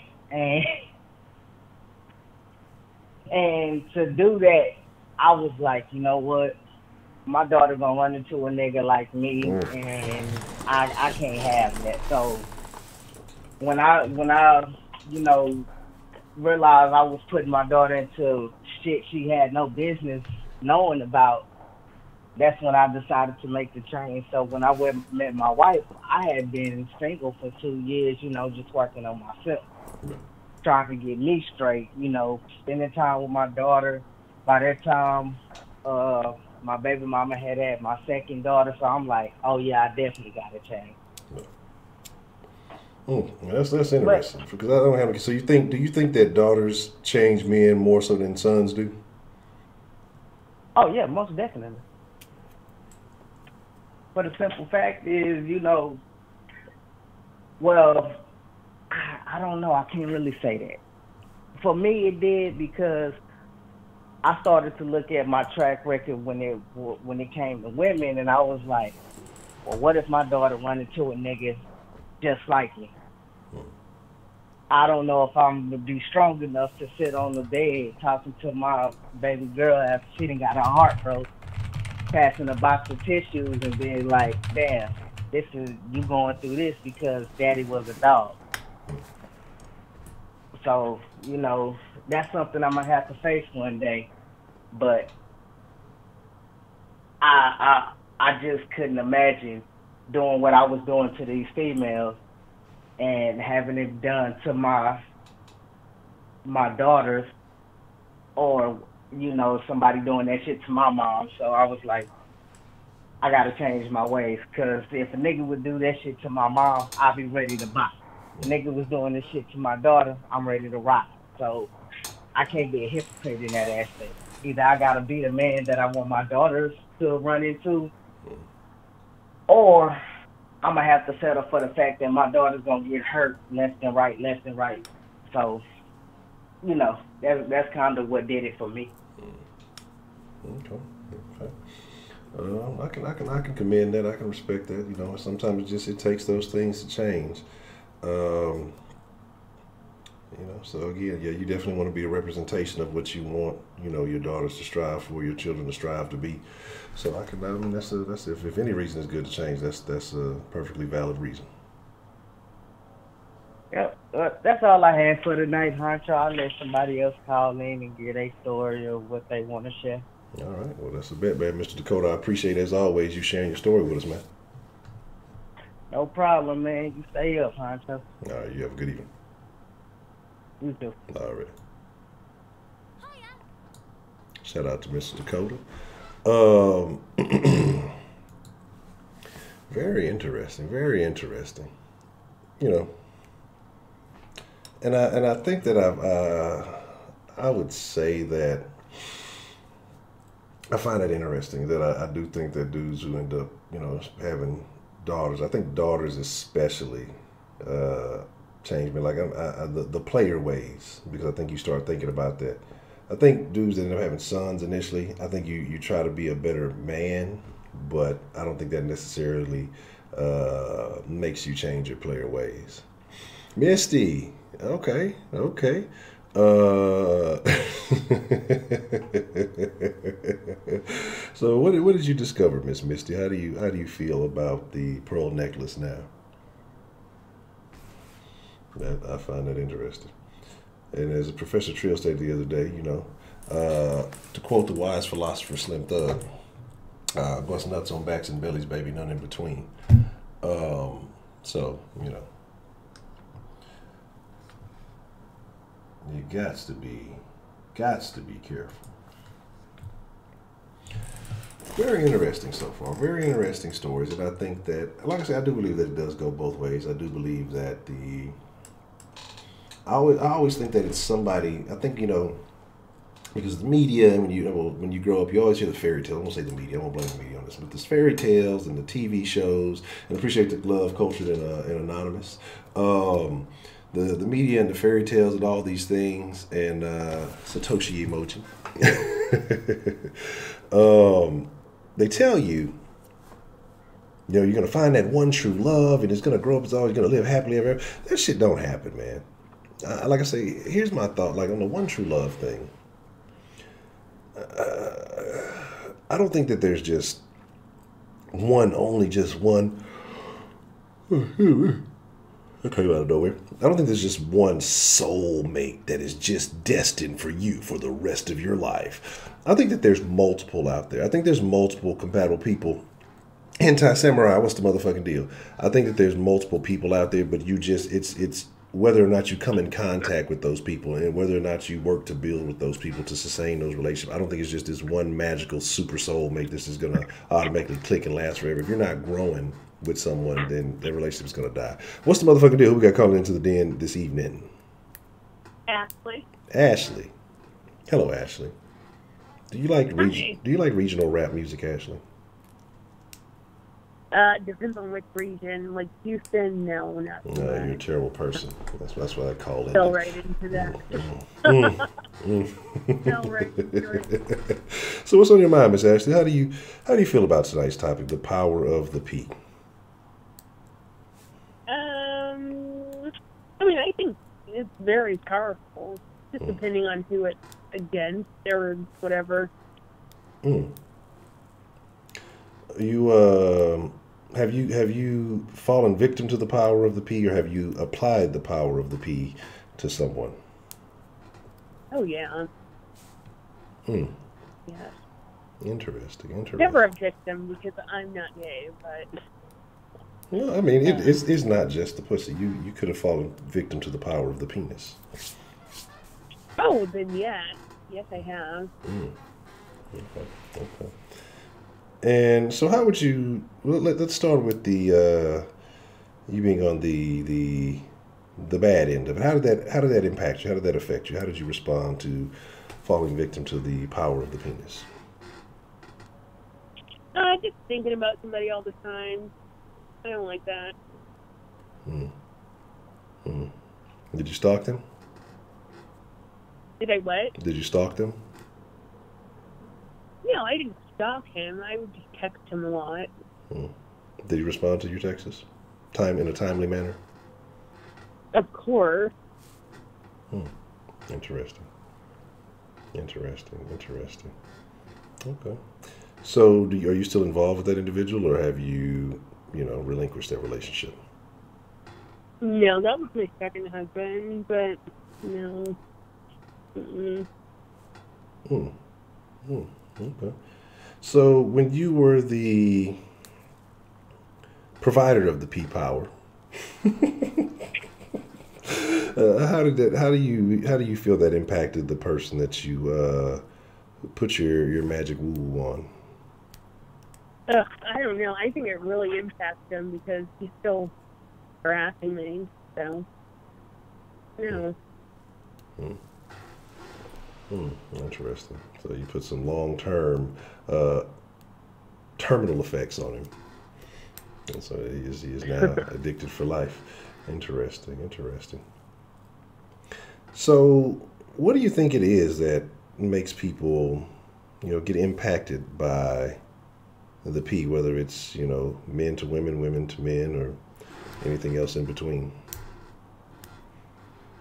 I think it just depends on, like, their experiences and then what they're into. Because, like, some people, like, I think guys that get a lot of action or a lot of play, like, they're not going to just, like, fuck somebody and think that, the girl's like, oh, okay, like, I don't know. I just don't think guys that fuck a lot get that pussy wet.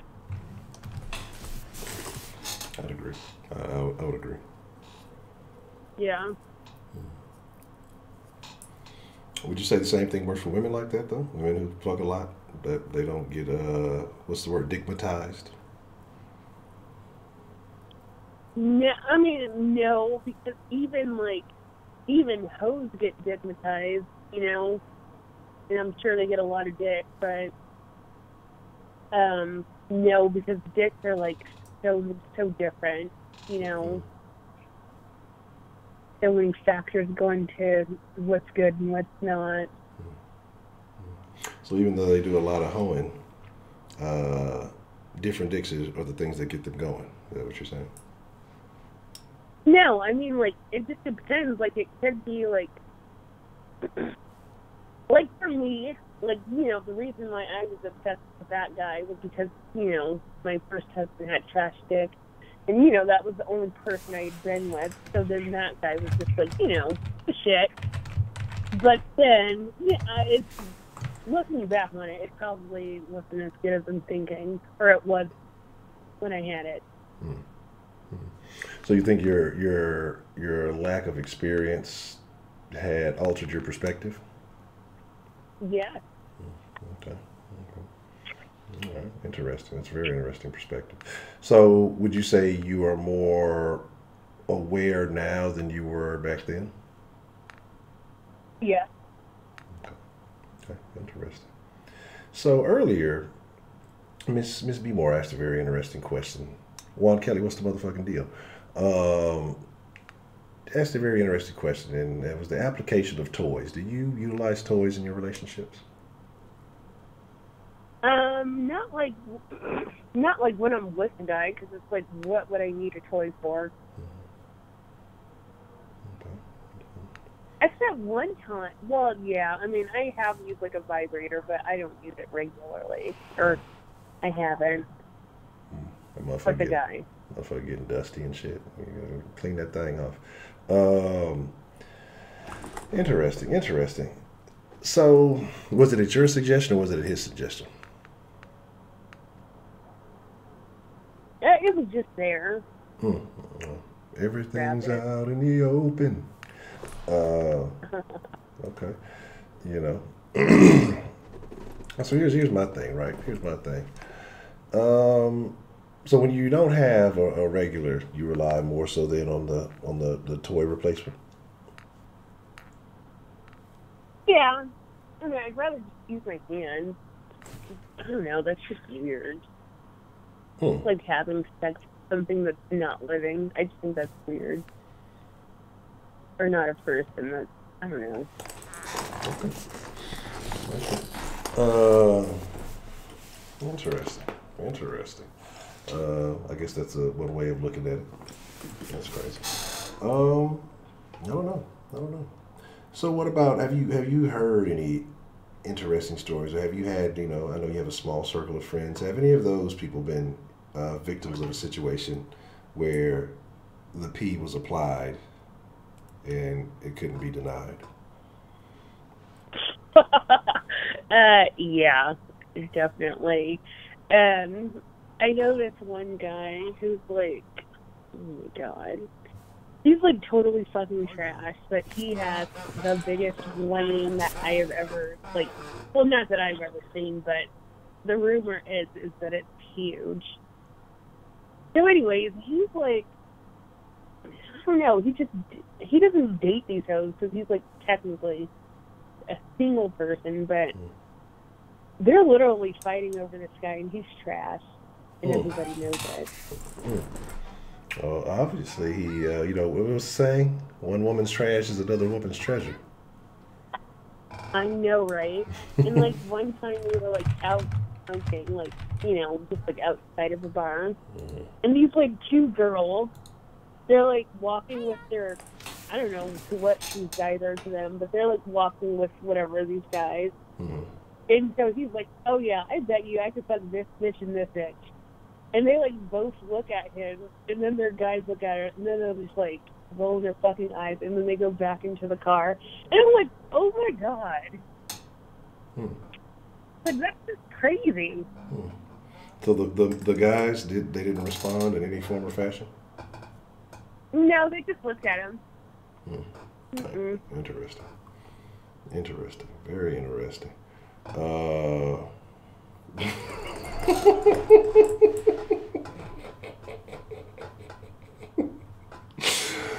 that's funny one.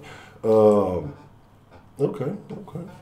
What's so funny? He said, leave the toys alone. It kills the sensitivity. You're gonna fuck around in 2 years. You gotta hook some jumper cables up to your shit and start the car to get a decent sensation. That's funny. That's true.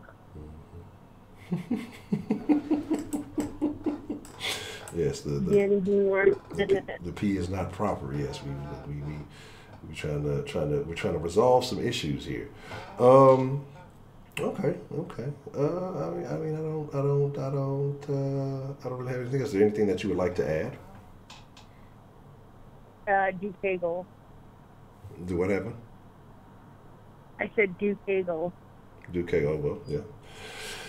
Yeah, and that's a very interesting thing because you know, a lot of women say they got the snapback and the hatchback and the whatever throwback, whatever. I don't know all of that stuff. Look, you gotta put the work in. It ain't all pussy is not created equal. Okay, and what is that supposed to mean? I heard all vaginas are the same. No, absolutely not. If all vaginas were the same, then every man would be whooped off every vagina. That's definitely not the case. Look, a lot of them say, "Oh yeah, it snapped right back. I had a baby, it snapped right back."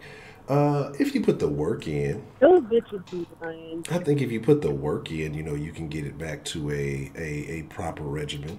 But if you think it just automatically jumps back after you have had a game of bones and you had a couple of, big-headed babies pop out of there, you just think it's just automatically back the way that it was what it is. I don't think that's the case. I think that, like you said, doing Kegels and exercising, I think there are methods to tighten up. But if you just think, I think some women just think, oh, it's because let me tell y'all something. Y'all know this, and this is the thing about women. I love y'all, and men do it too. So I can't. Y'all know men lie. I mean, y'all say it all the time. Men lie. Men ain't shit they dog. So y'all know we lie. I've lied a little bit in my day. Wait, what are you talking about? I'm gonna get there. Give me just a second. I'll explain. Men lie. Oh. Okay, and so when it comes to sex, when he's fucking with you, a man will tell you that you have the best pussy ever. You got the best head in the world. You got the best. Yeah, at that moment in time, it is absolutely true. It is absolutely factual because that's the only head you get in that time. So yes, it's the best at that moment. It's the best pussy at that moment that you get. And I think that what happens with a lot of chicks, I'm not gonna say all. I think some women are reasonable. They know niggas just be talking. But because I've had discussions with women, my head fire. How do you know? You can't receive it from yourself. You don't know. You don't have the tools. You don't have you have to go off someone else's word.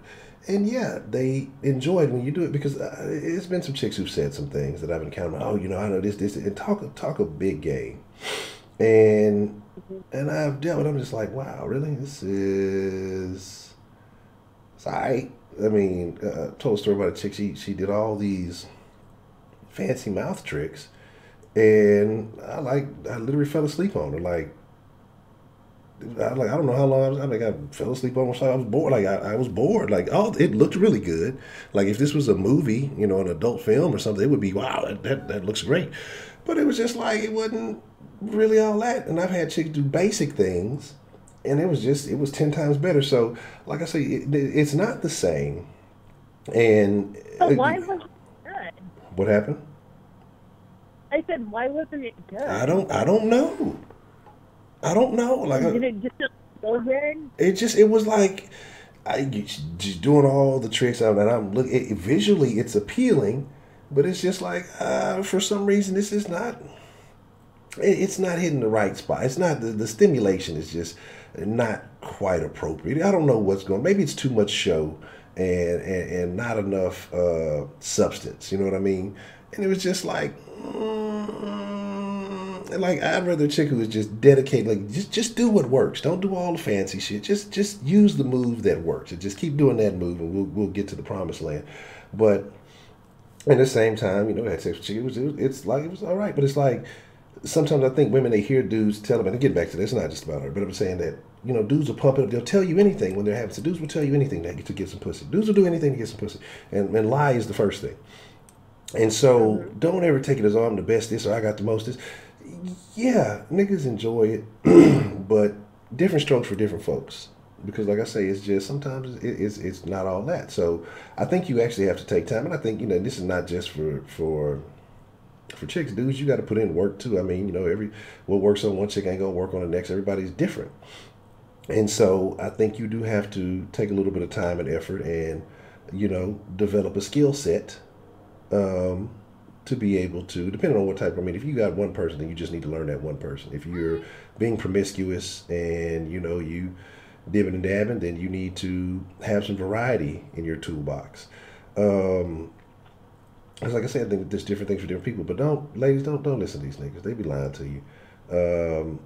It may be good, but it's always depending on who. There's going to be something better out there. But again, I still think that you have to put in the work, and I think a lot of chicks that they don't, because they just figure, oh, well, it's good, no matter what, because such and such or so and so told me so, and so they don't put in the work to, keep themselves in optimal sexual conditioning. You know what I'm saying? And you say the same thing about dudes. I don't know how that works, but guys can do Kegel. Guys can do Kegel. Yeah, I mean that's a thing. But I think, but that doesn't necessarily, but that doesn't necessarily help your stroke. That doesn't necessarily help your, It helps your erection. It helps it helps the erection, but I mean, what good is the erection if you can't apply it properly? Everything. Speaking from a person who dealt with somebody with a gunworm penis for a long time. A hard penis. It makes a difference. I mean, I believe that, but you could still be, you can still have a hard penis. And like I said, because I'm telling from my own personal experience. Like I told you, when I was younger, I was Jack Rabbit Johnson. I was sticking and moving, sticking and jugging. But once I learned the art of the finesse, it's a whole different ball game. I got completely different reactions. I got, and that's when different results happen. And so that's what I'm saying. It could be, some chicks like this. Some chicks want you to beat their brains in. Some chicks want you to be sensual and finesse a little bit more. Some chicks like a variety. Some chicks like to get that first, couple of them out the way and then, go nuts after that. I mean, it just depends on the chick that you're dealing with, the type of woman that you're dealing with. And so that's why I say I think it's good to, it's not just about, you have to have an understanding. I think that could be more mental than anything else. And then you got to have some stamina. I mean, you could be hard if you can't last 2 minutes and you all the way out of there. What good is it, right? So I think that you gotta be for real. You said Mexican. I'm not gonna say nothing. I'm not gonna say that black chicks just works. I've had some.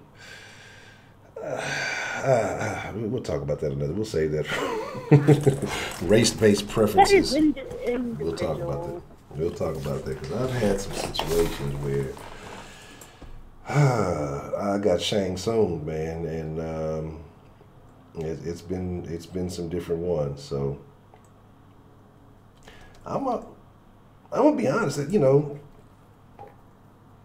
I ain't gonna go there. We'll talk about that another day. We'll save that. You know, we gotta have different topics for Talking Dirty After Dark, but we'll talk about some sexual stereotypes on the next one.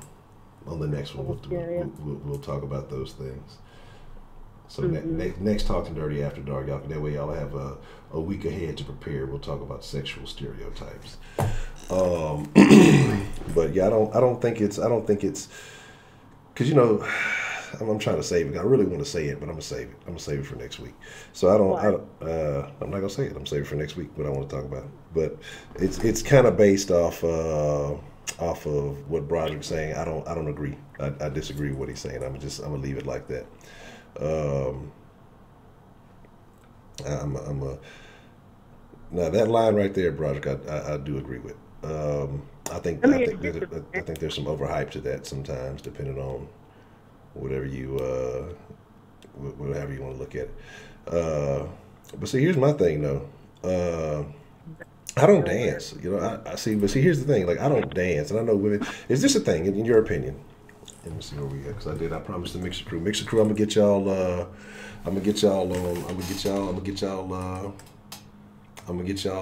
on time tonight. I promised Mixer Crew some action, so we're gonna be in a mixer tonight. But hey, watch what you say about the Mixer Crew. All right, you just watch yourself. No, you didn't send it in. Come on. Every day, actually, I'm still. I haven't forgot the Stevie Wonder comment. Okay, I have not forgot about Stevie Wonder last night. All right, I'm still. Did you listen? Come on. I'm not letting it go. But is this true, ladies? And I saw what I saw the dance comment. Is this true now? Because I've had a woman tell me, and it's like I say actually I think more than one. So I used to work at the warehouse, and like I said, you know, we used to get, well, it wasn't production at that time, but I used to be killing the trucks, like, you know, loading and unloading, and I'd be like the number one unloader. I'd just be killing the trucks, so then they're moving me up. But I had a chick tell me that it was a turn on to watch a man work. Now, I've heard women say the thing about dancing too, that the dancing is a turn on. Because see, back in college, I used to dance a little bit more. Like, we used to have some little weird dances and little crazy things that we would do. And I've had chicks say that the dancing thing is a turn on. So I want to know if there's truth to this. We'll do a quick poll for the ladies. We'll start with the dancing thing. 0 if it's no, 1 if it's yes. Is a man's ability to dance, is that a turn on? Or does it translate to the bedroom, yes or no? And so we'll go Zero's no. 0 is no and 1 is yes.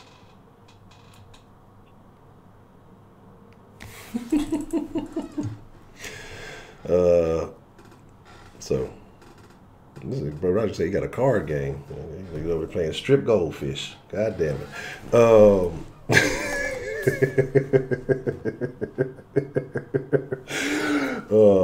So you know, that is interesting. So we got a few ones in there. Okay, this lady says 0. Bob B. Moore says 0. Okay, all right.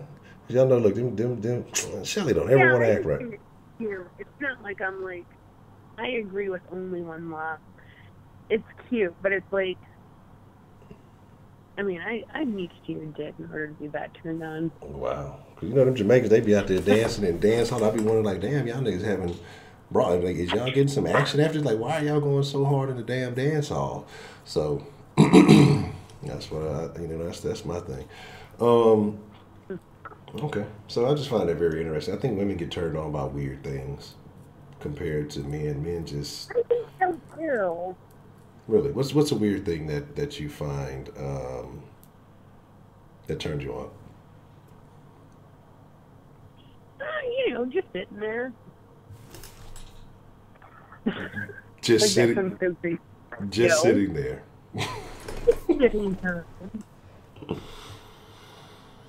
It just depends. Just sitting there. So does it matter if they're sitting on a foldable chair, a couch, or a recliner? I mean, does that have any impact on the way they're sitting? Sitting sitting, legs open, preferably with no clothes. That's what I like. Oh, that's some different stuff. Okay. That's a very interesting question, Ms. B. Moore. I wouldn't be against it. That may be something I need to consider, on the next go round in the future. Yes. So I might just need to get one, just, in case I ever have company. Just, hey, what do you think about this? Nah, I'm not.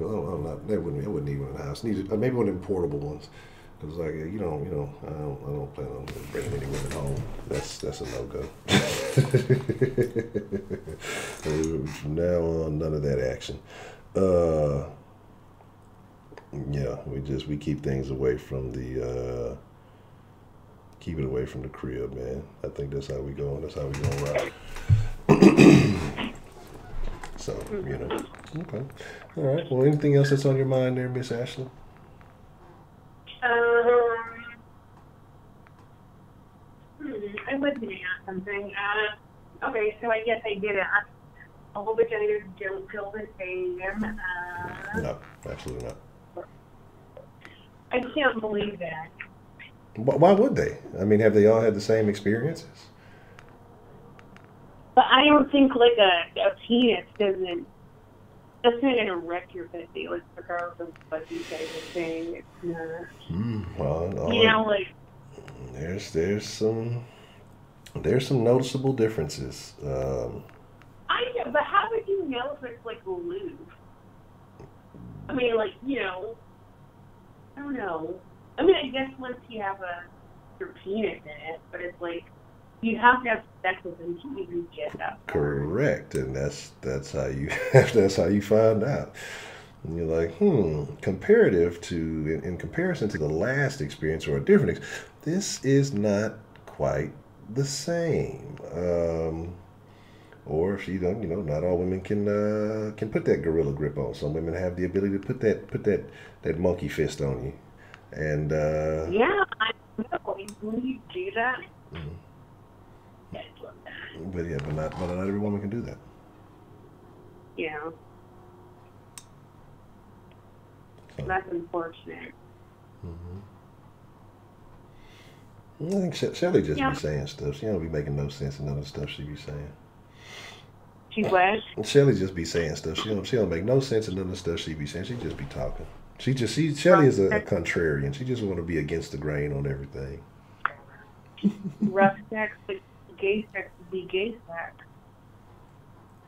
So what about rough sex? I like rough sex. I mean, sometimes you have to be aggressive. So sometimes in life you have to take what you want. And what's the worst experiences that you've had? Like just trash all around. Not even the vagina, just like,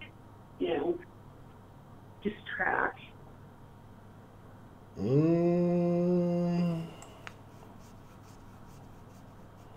gotta go through a catalog.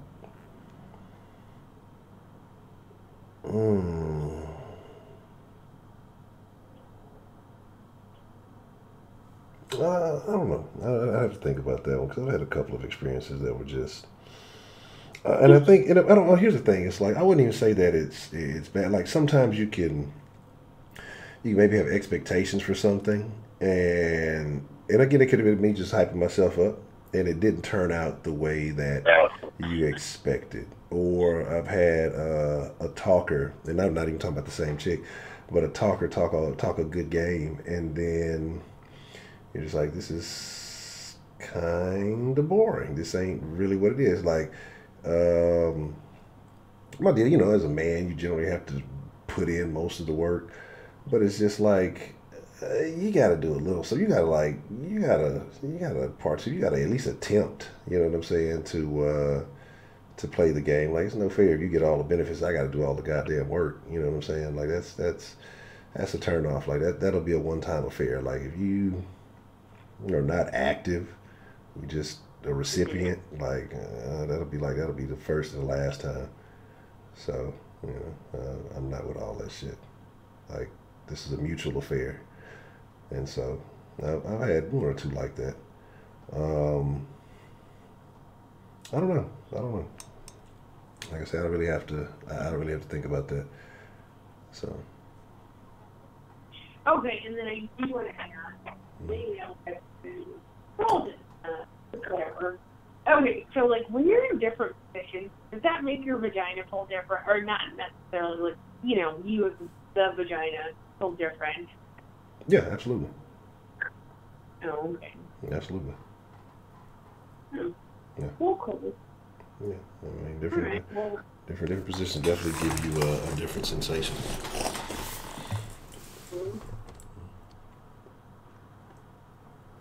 Peas for participation. Okay. Right?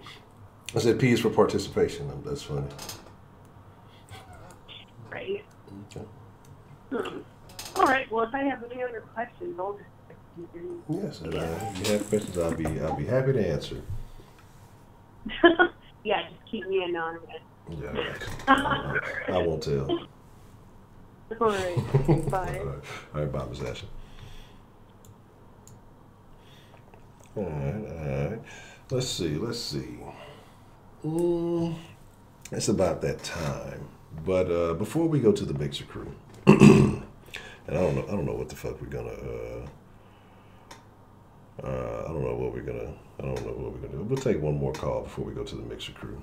So whoever wants to be the last call of the evening, we will do that. And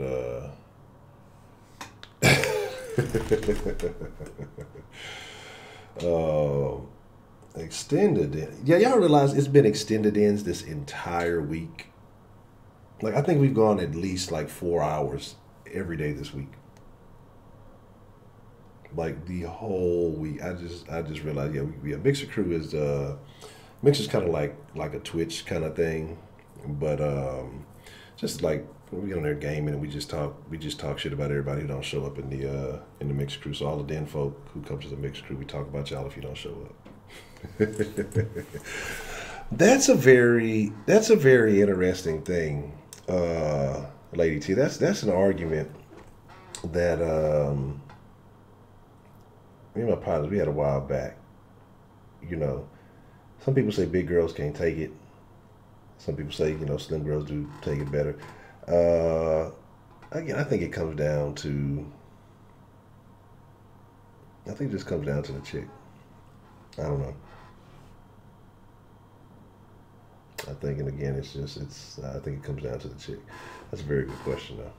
That's a very good question. Yeah.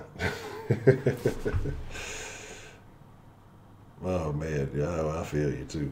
Yeah, look, I don't know, man. I ain't gonna lie. Like, I feel like I done conquered some shit. Like, once I bust one, I'm talking shit, and I get hungry. I need something to fucking eat. Give me a snack, and we'll get back at it.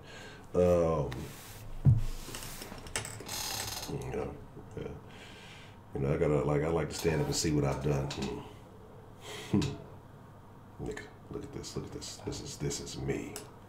This is my account. Now that's if you with somebody for a while. Now if it's just some old like one night shit or a random encounter, all right, well, it's time for me to go. That was cool. I'm not trying to stick around. See, that's a very interesting thing too, because I've heard people say different things about that. I've heard chicks say that they like it when niggas make noise. That's weird. I mean, I don't know. I guess it works. I mean, you can't say it's weird. People like what they fucking like, right? It is what it is. But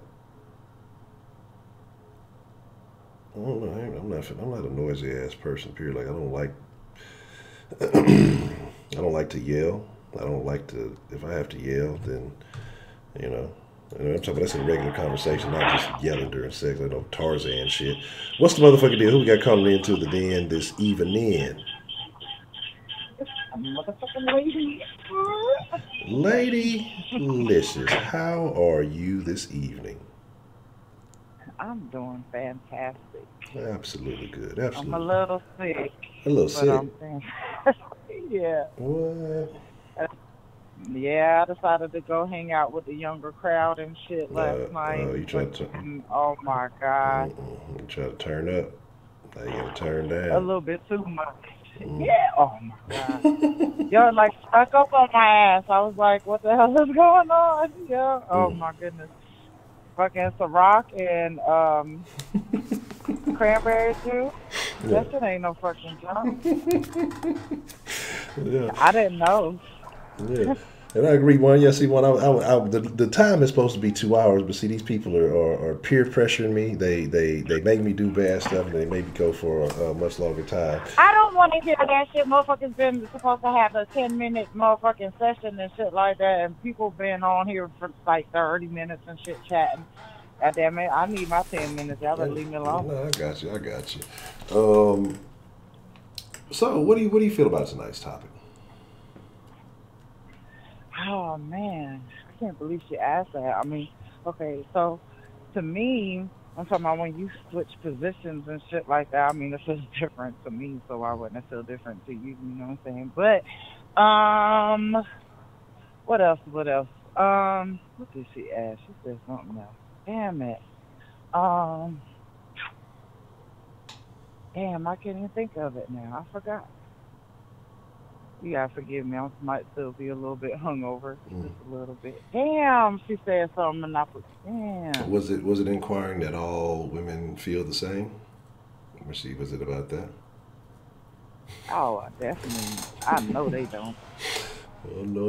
The hair is a no-go. I had a motherfucker tell me that they was like, oh, you got walls? Like, bitch, really? White females don't have walls no more? Okay, anyway. Trump, build that wall. Well, damn, this stupid ass question she said too. Let me leave stupid questions alone. So anyway. As soon as you say Trump build a wall. What time? As soon as you say Trump build a wall, here goes Savage Donald Trump. What's the motherfucking deal? I said, but what do you think about the power? You said something about motherfuckers that don't do work too or whatever. Mm-hmm. Right? Mm-hmm. Okay, yes. So I'll admit, I may start it off. Mm-hmm. You know what I'm saying? I'll do my little thing and shit like that to get a motherfucker hyped up. Mm-hmm. You know what I'm saying? But then after that, yeah, a bitch want to be taken sometimes. You know what I'm saying? Like, I want to lose all motherfucking control. Mm-hmm. And shit. Motherfucker want to be flipped like goddamn pancakes and, you know what I'm talking about? Like, yeah, like, I want a motherfucker to take full control. I like shit like that. You know what I'm saying? Call me a bitch and lay me down. I mean, goddamn, yes. Thank you. That's a very I interesting. actually have some. Yeah, why not? I mean, I like to take control too sometimes, but me, I don't know. I mean, I'm not just gonna lay there. You know what I'm saying? I mean, I do a little bit. You know what I'm saying? But yeah, I like for a motherfucker to take full control. I love that shit. You know, after you're done, then maybe I'll, depending on how good of a job you did. Like, if you made me fall weak, then I'm sorry, you got to give me a few minutes. You know what I'm saying? Like, you should understand. Y'all go through it. Y'all be like, goddamn, I need to take a nap and shit. You know what I'm saying? It'd be like that for us too. Sometimes, maybe, if a nap might be necessary, depending on the time of day. About minutes. You know what I'm saying? Just hold on. Pause. Yeah, so, so I don't think there's anything wrong with that. I mean, for a female to want to be taken control of. You know what I'm saying? That might have been just that one experience. Did you ever try again after that? Was it the same thing? You said that one experience. What happened now? Yeah, see, you typing too much. I said, so, because you said you've experienced that and you didn't like that, you know what I'm saying? So was it like a one-time only wham bam and never again ma'am type thing because of that? Cause, I mean, yeah, it's just like, you know, it's about having, like, let me say this properly because it's going to sound like some old domestic abuse shit. I like angry sex. Okay, let's get rough. I like to get physical. Okay, and so and I'm not expecting everybody, especially you're first go to be all the way into some shit like again different strokes for different folks. But if you just lackadaisical and you are just uninteresting and you not, some people are in it for selfish gain and they just they'll do just enough to get stuff going, just enough to get the party started, and then they just expect to receive. Like, that shit boring. Maybe that worked with the one ladies that fuck with you. That shit just don't. We gotta have some mutual back and forth here. There has to be some multi-level interaction going on. And if it's not that, then I'm not interested. I'm just like, fuck it. I can get that anywhere. You know what I'm saying? So it's like I'm gonna become disinterested. It's like there's no point. Okay, I can kind of feel you on that. But, like, okay, so if it's the first time, like, let's say, you know what I'm saying, I've been feeling you for a long-ass time, you know what I'm saying, pussy been throbbing for, like, motherfucking days since I seen your ass, and I'm ready for your ass, right? You know what I'm saying? And you motherfucking ready because both of y'all just been waiting, right? And then you finally get it. You know what I'm saying? At the same time, it's like, okay, I'm going to give you some of what I can do. I'm going to show you little previews of some shit that I can do.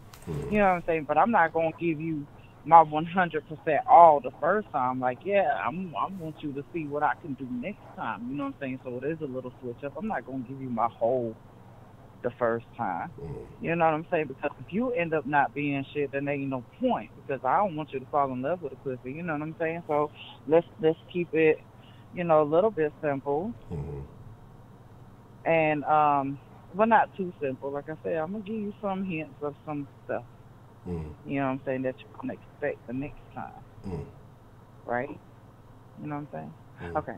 So, but yeah, I'm not going to give you my full, especially if you rat. You know what I'm saying? Then I'm going to be mad as hell. You know what I'm saying? Then I definitely ain't, it is what it is. Like, I ain't going to lie. I had that situation, like, not too long ago. Don't tell nobody. But, so, motherfucker I was crushing on, right? Motherfucker fine as hell to me. Oh, my God. Like, Jesus, right? Fucking wet diaper all day just thinking about the motherfucker as soon as he got damn smiling shit, pussy running. Like, okay. But anyway, finally get a motherfucking chance, right? This motherfucker flipped me like pancakes, did all this and that kind of shit, blah, blah, blah, blah, blah. And the only reason why I would give it a 7 is because he was so fucking fine to me. You know what I'm saying? And just the thought of. But as far as, the penetration-wise, that shit was not there. So that really sucks ass. You know what I'm saying? And then, I don't know, I still probably give it about a 7 because I got to fuck my crush. I don't know. Because that's what I wanted, so I got it. You know what I'm saying? So it's like, you got to give some kind of points for that motherfucker. But yeah, but as far as the penetration, that shit just was not there. I was too mad. You know what I'm saying? See, maybe with women it's different because, or maybe with people it's just different. Because like I said, I had a situation. I think I told a story in the den a while back, but it was a situation. A chick I had been trying to fuck with for a long time, and this was some years back. This was, it's actually been quite some time. But and we ended up finally, fooling around. It took a couple of different circumstances, and like I say, several years in between of hanging out and not seeing each other for a while, this, that, and the third. And it finally took place, and then it was just like I was like, that wasn't what I thought it was going to be. It wasn't like, now it could have been the situation how everything kind of played out. There were some other determining factors that could have made it. Maybe they could blame it on the alcohol. I guess maybe that was part of it, but it was just like, I don't know. It wasn't. I wouldn't say that I was sitting there waiting and hoping for years or anything like that. But, the fact that the opportunity came back up, it was like, okay, all right, this might be a thing. And it was just like, it was just like, You know. Oh Lord, that's And terrible. so I was actually like, to me that also will give it lesser points because you just had this level of expectation, and then it was just like, what's going down? Right. Who's shooting? It be like that sometimes. Yeah, so. Oh man. Interesting. Interesting. I am, and y'all will honor my pledge, Sweet Berry. I'm a gentleman. I don't know. I ain't got nothing to say. Sucking during oral. Ashley, I can't do that. I'm sorry. I have to admit to that. 69, I cannot do. What? Oh, because she was saying she's like sucking during oral, so I was like, well, I can't do it because the motherfucker, look, it's sensitive. Okay, I'm real sensitive. Like other bitches may not be, but if you put your breath on it, it's like, oh my god, you know what I'm saying? I might fuck around and, I don't know. I'll moan too much. Like it's not gonna work. Like it has to be, your turn, then my turn. That's like deal. I can't do it at the same time. You on some of those 68 now? Like, pretty much. Hey, I used to say that shit. Okay. And your ass old. Well, yes, that's all. You just told your age. It's all good, I'm embracing it, so I'm cool with it. No, I mean, it is what it is. That's It interesting. be like that sometimes, bro. Yeah, because I feel bad because like you supposed to be getting off at the same time, and I just can't. Like, you might get a couple of licks here and there, like, okay. Well, anyway. Interesting. Don't act like that. Okay. I'm too sensitive. I don't know about everybody else, but that's it. It's especially if you really, really know what you're doing. That's interesting. That's very interesting. Right, that's too much? Okay, my bad. I'm sorry. TMI. That's all I'm saying. I mean, it is what it is. Like I said, I don't know. It's just, we live at a very interesting time these days, and so have you ever had a situation, though, when we talk about the power of the P, has anyone ever put it on you that you were so good that you were stalking them, or they had your mind in a fog? Oh, yeah. Hell, yeah. But sometimes people kind of got to back up a little bit and be like, oh, goddamn, Well, let me chill out because, yeah, he kind of caught me with that shit. But, I don't know. Lately, though, it just seems like it's the other way around. I don't know. Like I said, I was infatuated by somebody's looks for a minute, we see how that turned out. So as far as shit like that goes now, it's like, I don't know. Not really. Maybe one time. I'm laughing at some of y'all in the comments. I can't tell y'all too much. Just enough. But that one I'm so yeah. Yeah. Okay. Right. So I mean, at least you get to engage in the opportunities that you enjoy. I'm trying to think. Let me think here. Let me think. Because I know Miss Licious will be 100% honest with me. Right, you know I am. Let's see. Yeah, if y'all got questions in the chat, drop a question in the chat. I'm trying to think here. Somebody said something about missionary. Missionary ain't bad if you know like other stuff to do. I mean, you can use, your head and rub it some places. You know what I'm saying? You can do that. There's a lot of different things you can do missionary position. I mean, I wouldn't say that's just for the birds. You know what I mean? I guess it is. I don't know. I mean, there's things you can do, missionary. I guess. I mean, and again, like I said, I think it depends on the people. It depends on the contours and shapes and how bodies mesh together. I think that you kind of you figure out what works best. You know, what gets the best connection. Uh, you know, for the both of you, or you should at least. I'd rather be on side. I would. I'd rather be on side. Yeah, see now. Especially if I'm really trying to get that full orgasm. Oh yeah, I gotta be on side. Because it's gonna take me a second. But see, here's the thing though. Every woman cannot ride, and that's a thing that I've heard. Oh, I can ride. I'm gonna ride. Do this, and this, and I'm like, hold on, look, we gotta. This ain't now. Hold on, chill. You know, because sometimes people be thinking they doing something, but what they thinking they doing, they not quite doing. So, yeah, every rider ain't a rider. You know what I'm saying? So. That's true. That's true, because I ain't gonna lie, I'm selfish when it comes to that. You know what I'm saying? It's like, okay, to me, if I do it just for that person, you know what I'm saying, then it would really just strictly be for that person. You know what I'm saying? Because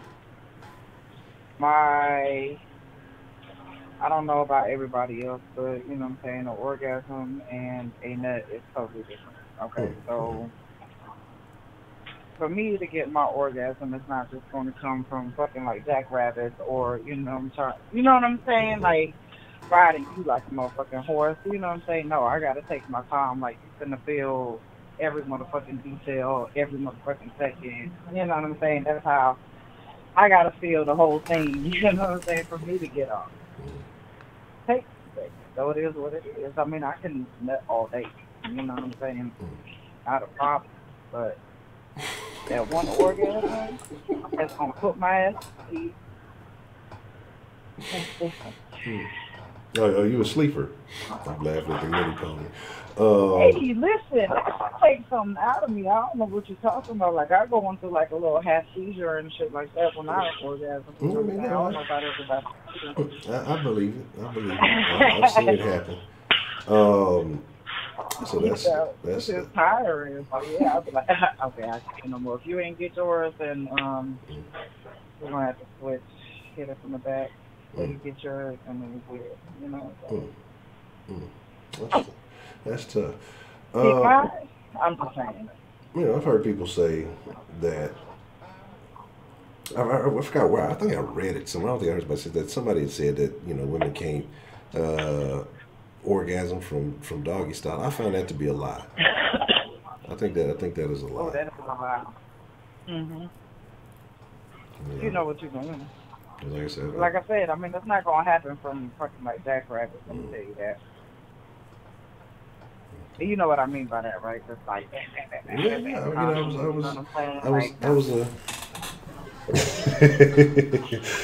just here. I'm sending those back. They going back. Did not open. Return to sender. But no, like I say, it's I'm laughing at Dee again. Talking about she got short legs. It's just like I say. I mean, again, I think different people are going to mesh differently, and women. You know, Just Sarah donated $5 through Super Chat. Honcho is going to get all kids of nudes from Maria tonight. Smiley face, smiley face, smiley face. But yeah, I think. Is Maria back in the bed? No, I'm gonna go unblock her. I'm gonna go find her. I'm gonna find her name and unblock her. So I'm gonna bring her back for the new year. Oh. I might need to come back for the 2020. Yeah, she might. Maybe she got her mind right. You know, we're gonna bring her back for the 9 and the 2000. But yeah, like I said, I don't know, man. It's all. I mean, when it ultimately it comes down to, you know, who you're dealing with, and then if you're willing to work with people. My thing is, I think chicks who are less experienced, you're more willing to work with. It's them ones that talk a big game. And they think they know it all. Then they, like I said, the performance is just kind of, I don't really want to deal with them because they think they know it all and they think they got it all figured out. It's just like, I'm not going to work with you because you already too far gone. And then, like I say, you just talk a good game, but the shit really don't be what it is. I'm sure women have the same situation. You know what I mean? It is what it is. But I don't know. Like I said, it's just a different stroke for different folks. What the hell Misty over there talking about? Pearl necklaces. What's a lie, Misty? I want to know. do you believe in pearl necklaces, Miss Ladylicious? Do I believe in? Sure. Well, my husband, I believe it. I appreciate the love, just Sarah. Right. Okay. Damn right. That motherfucker, I'll be a touch for that motherfucker. Anyway. Well, interesting. I ain't gonna make no porno, but we can make it look like a porno. That's fine. That's. If you call somebody else, will. This is true, and that's a very interesting thing, you know. And I think we had a conversation about this a few months back. But my thing is, I think people said they've had them and they lost them and other stuff like that. But have you ever made a film with someone and actually watched it as you were re-engaging? Hell no, because I don't like pornos. That's tough. So I don't even want to see myself. Like I don't want to see the faces I made because I damn sure don't like the way females make faces on pornos. I hate this. I'm gonna be honest. Like that's why I say I like the amateur shit, because most of that fucking studio shit, that shit is so fake. Motherfuckers be just overdoing it. Right. But even the amateur shit, like I said, they just, I don't know. They just try too hard for me. I don't know. It's not. Lady Tia's T-shirts and designs donated $5 through Super Chat. Fellas, how do you take a woman trying to teach you how to please her? Do you listen? Person shrugging. Person shrugging. Other than that, I don't want to see all that. I don't. Everybody shit ain't the same. And some of that shit just be looking crazy to me. I'll be trying to see that shit. Ladies, Tia, yeah, you listen. I mean, that's part of being a proper partner, is you have to listen to what they're talking about. I mean, you know, if you want the experience to be mutually enjoyed. Now, if you don't give a shit, you're just trying to get yours, and you don't give a shit. I mean, it is what it is. But and again, like I said, it can't be just all about her, and the shit is born on her end, and she ain't, you know, trying to hear shit. Like I said, if we working together here in tandem trying to figure some things out, then yeah. But if it's just, I want this, I want that, do this, do that, and you're not trying to, man, look, I'm finna go ahead and get this and get going. So now we can try different things, you know what I'm saying? Yeah, that's another thing that men, I feel like a lot of men don't listen to. They don't listen to the full eyes, you know what I'm saying? Because I feel like I'm very, how you say, I think I'm very specific, you know, when a motherfucker hits the right spot. You know what I'm saying? Like, I feel like you can tell, okay? So if you know, you know what I'm saying, if you know that's the spot right there, why do something different? Like, hold on, you know what I'm saying? You don't go past me. Like, what are you doing? Why are you trying something else right now? You know what I'm saying? Like, go back. Rewind. Do the other thing again. You know what I'm saying? I listen. Because if I hear a motherfucker say, oh, shit, oh, I'm going harder. Oh, yeah? Oh, you like that? I'm finna fuck with you. You know what I'm saying? I think that's the difference sometimes, though, between men and women. You know what I'm saying? I don't know. Okay. I can't say for everybody, but... Okay. All right. Well, here is... You don't think so? What'd you say? I'm sorry, what were you saying? I say you don't think so? No, I mean, I agree. I mean, I think both people got to listen. I think both people, it depends on what you expect from it. Like I say, if you're going into the shit with selfish intentions, you're not going to give a shit. If you're going into it, you know, for mutual pleasing, then you're going to listen. You're going to try to be the best partner that you can, and you're hoping that they're doing the same. And I think you get the best level of enjoyment out of that. But if it's just, you know, a one-way ticket, then, you know, it's not going to be enjoyable really for anybody. Yeah, so that's my deal. But here's the deal, Miss Ladylicious. I'm gonna give Mr. Broderick. He said he want to call. I done did Broderick bad a couple of times, and we're gonna get his call, and then we're gonna get in the mixer crew. But I appreciate you, you know, for being forward and being you know, just sharing your thoughts and opinions. Because I always appreciate that. Okay, you're welcome, baby. All right. It's not a problem. All right. Well, I will talk to you soon, Miss Lady Licious, and you have a good evening. All right, y'all stay blessed. Appreciate you, and have a good one. All right. Good evening. All right. All right. All right, Mr. B for real. We're gonna let Mr. B for real. Yeah, that's what I say. No, that's we're gonna let Mr. B for real have the last call this evening, and he's gonna bless us with some game this evening. Lady Tia's T-shirts and designs donated $2 through Super Chat. Ladies, how far will you go with a dude?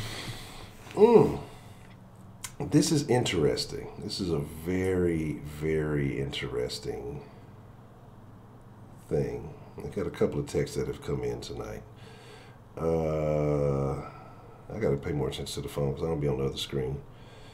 So when it says you have to be active and verbal, it says that sounds sweet and that sounds sweeter when you're moaning, talking about, okay, all right. When you're, I'm going to paraphrase here. Oh, give me 1 second. I'm almost forgetting to take Roger call. What's the motherfucker deal? Who we got calling into the den this evening? That is very interesting. That's some tough stuff. I had some interesting text messages that came in. So, Mr. Broderick, man, what would you like to bless the people with this evening? Man, so many ways we can go with this, but I wanted to talk about this card game I was telling you about. Me and the wife have made up just some shit for the married folks. You know what I'm saying? But I mean, whatever. You know, married or not, but this is something we like to do. But I made this game up. Hold on, right quick. Let me turn this off down. Okay.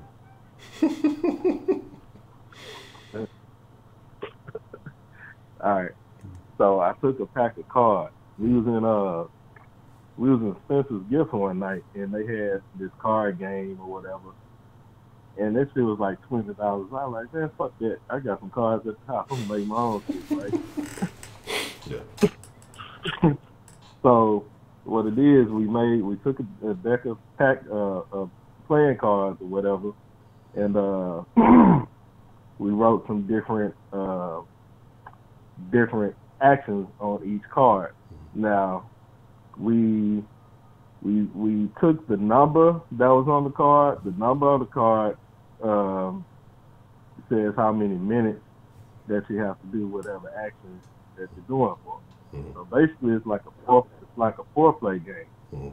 So what we do is we turn the music on, we cut the cards and we cut the deck in half. Mm-hmm. She pull a card.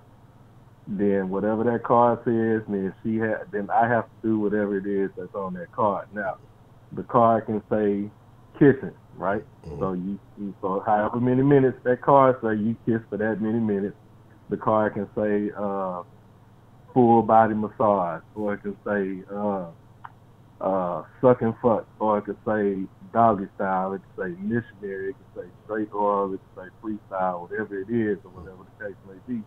You do whatever is on that card for that amount of minutes. So, of course, you need the cell phone timer, at hand.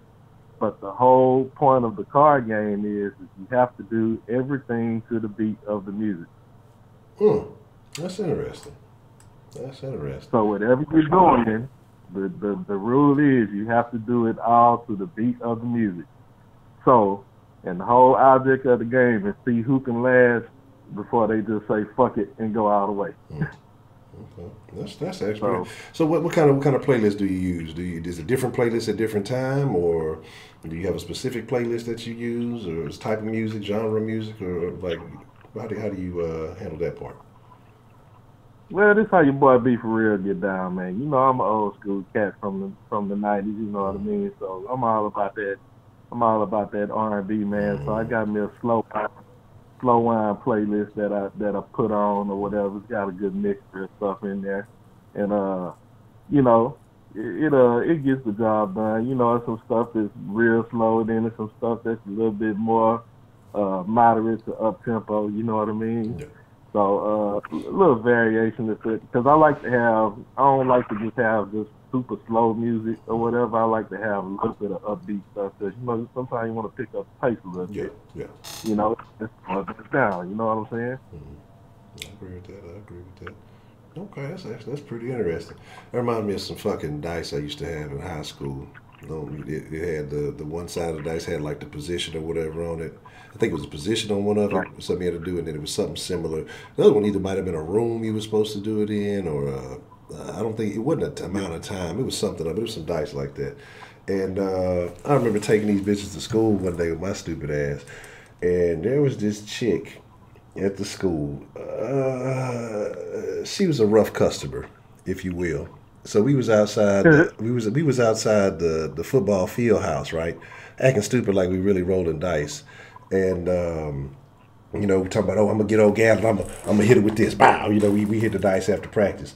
She was coming from, I don't know what sport she played, but she happened to be walking by. I can say she was a pretty tough customer. She deboed us for the dice and rolled it. Oh yeah, I'm gonna be doing this, and niggas, everybody was just like, ugh, nobody want to think about it. I mean, like, hands down, probably the worst situation that you could imagine in the entire school, you know. But ain't nobody wanted, like, it was just one of them bad things. I don't think I ever used them dice again after that. Like, I took my dice back, but I don't think I ever used them hoes again, because it was just like I'd see them, and that thought would just come to mind. Like, oh, this is disgusting. I need to bleach these motherfuckers or something. But yeah, that's wild. I'm gonna have to tell you, I might have to steal some of your sauce on there to maybe apply that game, man. I'm gonna have to see how that works. Yeah, this shit fun, man, but, you know, we don't just bring that shit out all the time. You know, we bust it out every now and then, you know what I'm saying? Just, you know, but that shit is fun, man. And to all you ladies that be hating, man, yes, your boy, I be talking, you know, I love to have my woman come to bed with the heels on, man. Ooh, weak, wow. I'm grabbing those things and putting them in the iron hole. The heels. That's is that an important factor, dressing up? You know, for your old lady dressing up for you? Do you find that to be an important thing? Well, honestly, it ain't even got to be dressing up. You know what I'm saying? Just the because I done heard people talk about, you know, wearing wigs and, you know, outfits and all this, and then acting like something different. And I'm just like, oh, yeah, I guess that's cool. You know, I don't know if I, you know, need to go that extreme. But real talk. Real talk, that shit is pretty cool when you do it. I mean, that shit is fun, man, when you're doing all of that. But, I mean, it ain't something you do every time, you know what I'm saying? Because you don't want to water it down, you know. You do that shit every once in a while, because the thing about it, even when you're doing that type of stuff or whatever, you have to have energy for that type of a system, you know, especially if you're married, you got kids and shit, and, you know, you busy all week, man. You really ain't got time for all that, you know, shit. You know, let's just go on and, you know, handle our business and get the shit over with, you know what I'm saying? Honestly, that's how it is a lot of times married, you know. But when you want to switch it up, yeah, that shit is cool, man. That shit is fun, man. You know, I buy my wife freaky shit all the time, you know what I'm saying? Just whatever it is I want to see, shit, I buy it. And, you know, then whenever she decides it's time to bless me with it, then, like, it's all good, you know? Okay. Ain't nothing wrong with that. All right. But you got to switch shit up, man. You know, just to, you know, just kind of keep the excitement and stuff like that, and just keep some new shit, because, I mean, real talk, you with the same person forever, so you might as well, you know, explore some, you know, different shit. Now, I mean, me personally, it's some shit that I just ain't gonna do, and my wife's the same way, and that's cool. You know, I guess they call it a freak number or whatever it is, and, you know, mine ain't too damn high. It's some shit I just not. Like, I don't understand these dudes nowadays, man. Dudes is like, you know, getting their ass ate and shit like that. No. It's a This is what I'm telling you. The rap music is influencing people ever since Kevin Gates, and then whoever sung that song, "Eat the Groceries" and all that. I'm telling you, and people say music doesn't influence people. That shit does influence people, man, because it's been an epidemic ever since then. You're right, bro. The music does influence people, and I just don't understand. It's just me personally. I just don't understand what a guy gets out of anything going around his ass. You know what I'm saying? Just ain't me. Like no, that shit is for exit. You know, and death is coming out of that motherfucker. I don't want nothing around me. You know what I'm saying? Look, man, look, some of them exes have been telling, I don't even want to know what's going on with some of the others. That's why I say I feel you. Like, it's like a new breed of, but I guess, again, I don't know if it's the young thing where, hey, everybody else do it. Because when the music, somebody says that they doing it, oh, that must mean everybody doing it, and so it's okay. And I guess that's like the opening the gate to some new bullshit. So, I mean, it's crazy, man, but I just you start seeing all of this stuff, and then it's like when dudes start talking about having their legs put in the air and shit, it's like, man, what part of the game is that? You know? I blame it on the skinny jeans too. I don't. Yeah, man, those skinny jeans fuck niggas up, man. All the shit just is like, say, it's just a downhill slope. That's some crazy shit. But like I say, it's definitely, times have definitely changed. What is but it's cool now would not have been acceptable in the 90s, like in the slightest. Like that shit would have got you ostracized or some shit. Yeah. Oh, I see. Ashley just put on the chat. You talking about some Roadhead? Hey, I ain't gonna lie, Roadhead is fire, man. Well, here's my thing. Like, I don't understand how it works for a man, but chick to receive. I mean, that's I don't see how a chick receive. I mean, I don't know. I guess. Yeah, I don't know about the chick, but I'm talking about for me personally. Man, yeah, Roadhead is fire, man. You just gotta pay attention and be very careful. Don't do that shit in traffic. Yeah, what? That's a death maneuver. You trying to cancel the whole like open road, long road trip, you Gucci. But oh man, that reminds me of some stories I'm not gonna tell. But yeah, man. So Roadhead is fire. That shit there, man, boy. It's something about that, man.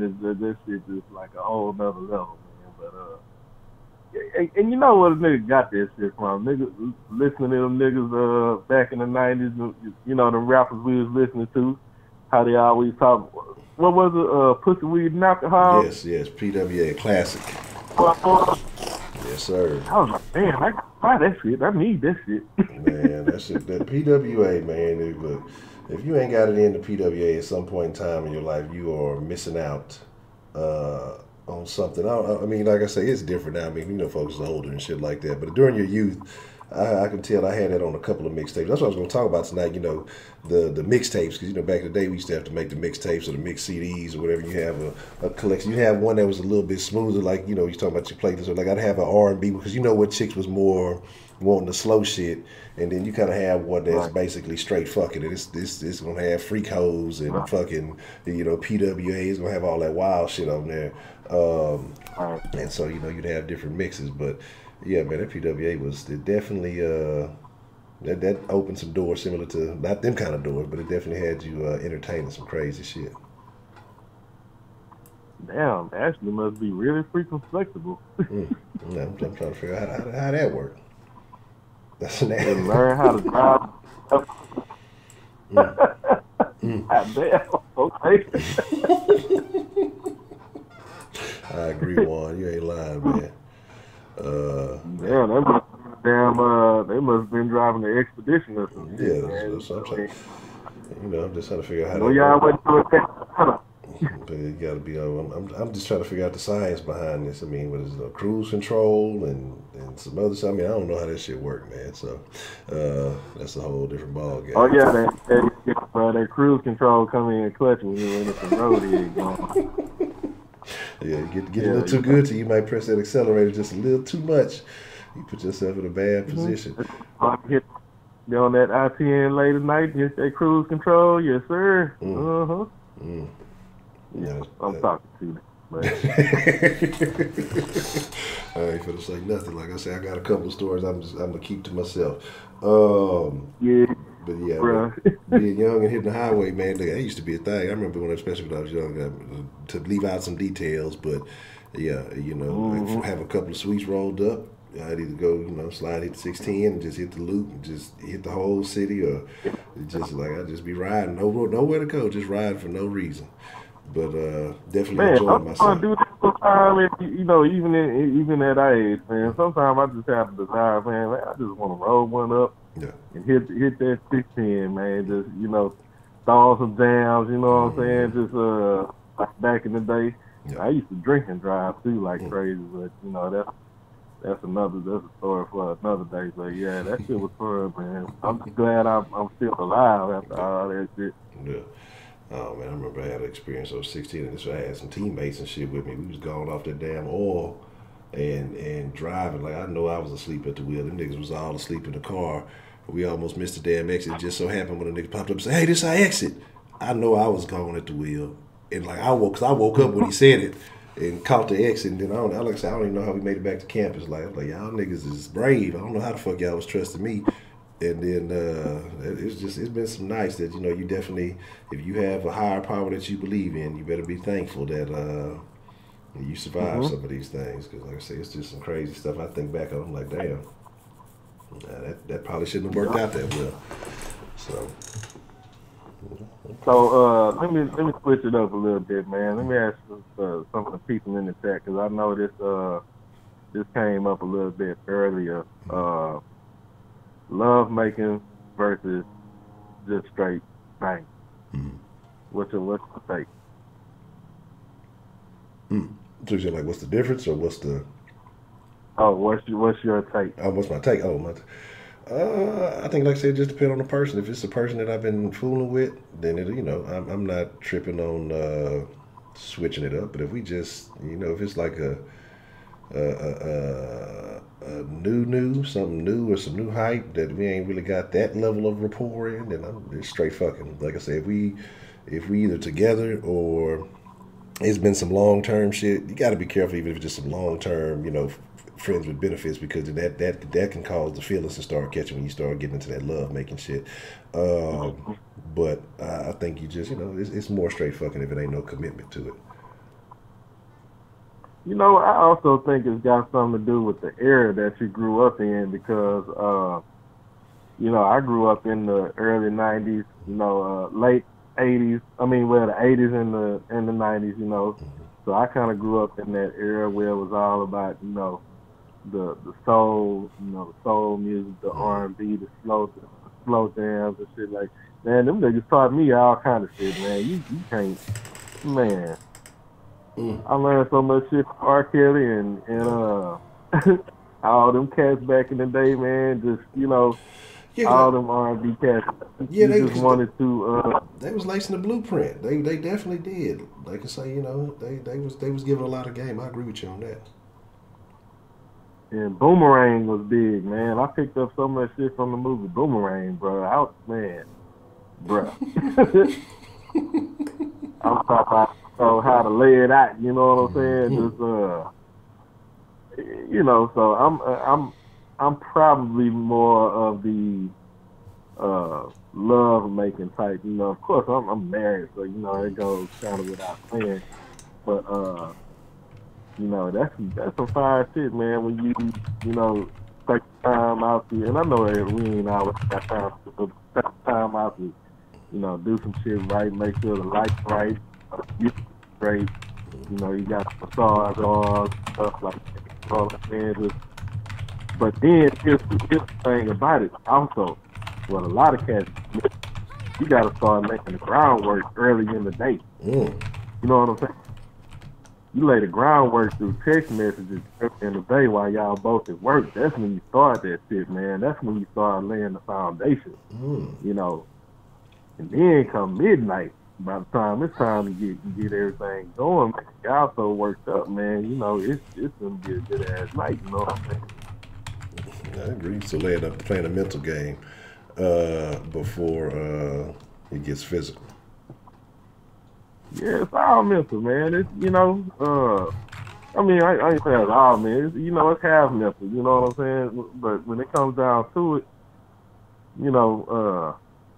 and I've talked to a lot of people who say, well, you know,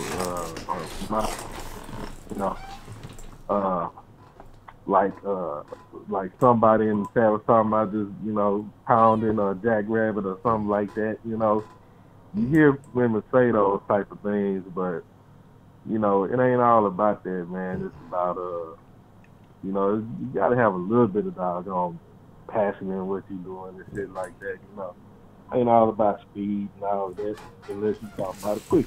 Yeah, I agree. You know, lay your woman down, throw one of them legs in the air, man, and, you know, take your time, man, then throw that other leg in the air, you know what I'm saying? You put a pillow up on her ass and hit that spot different, you know what I'm saying? Turn her ass to the side, you know what I'm saying? That one, hey, I'm talking too damn much. you might be schooling somebody else something new. Well, I didn't know that it could adjust like that.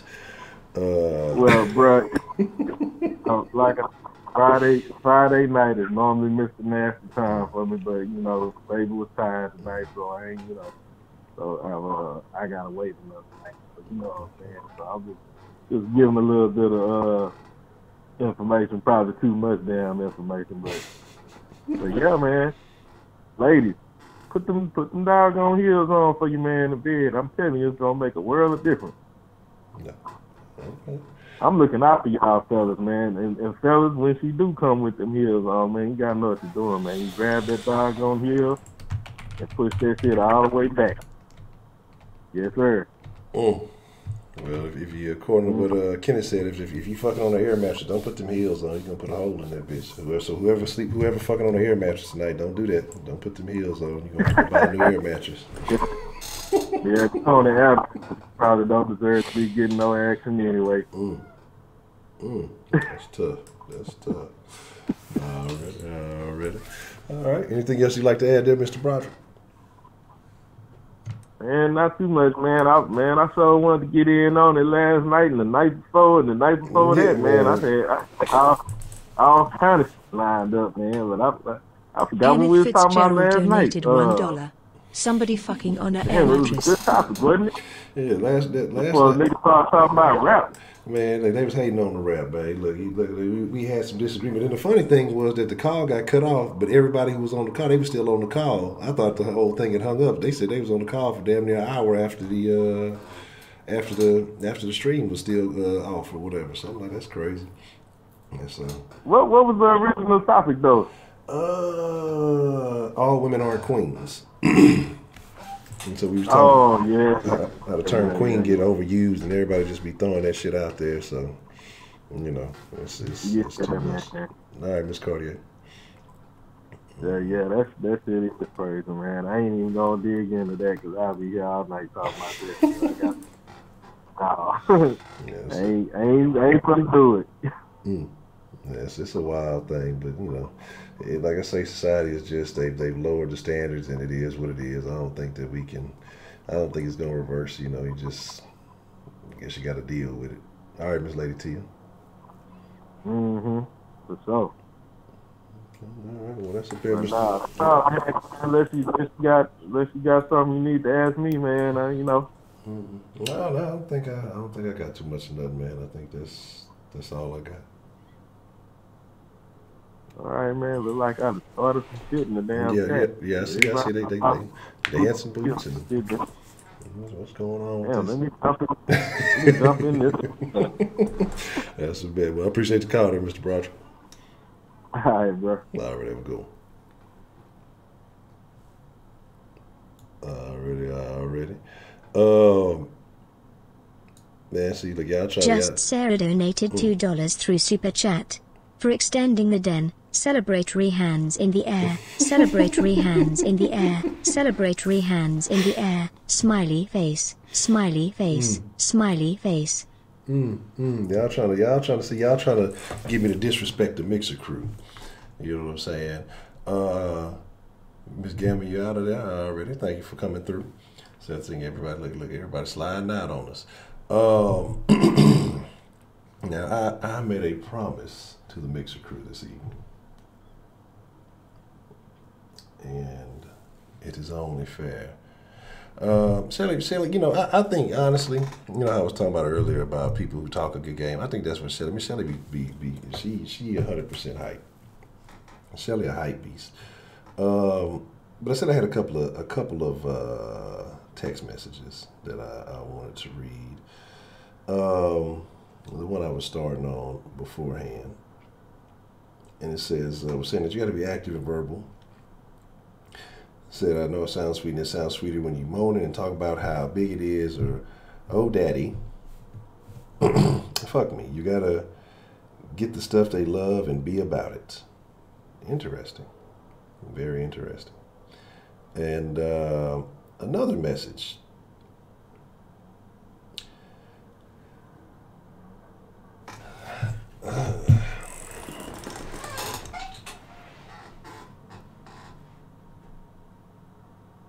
Another message says, let me make sure I word it right. A thumb in the ass during doggy or no.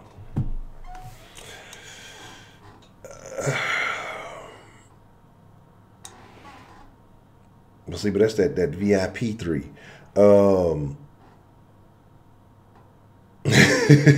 See, I probably made the mixer. See what I'm talking about?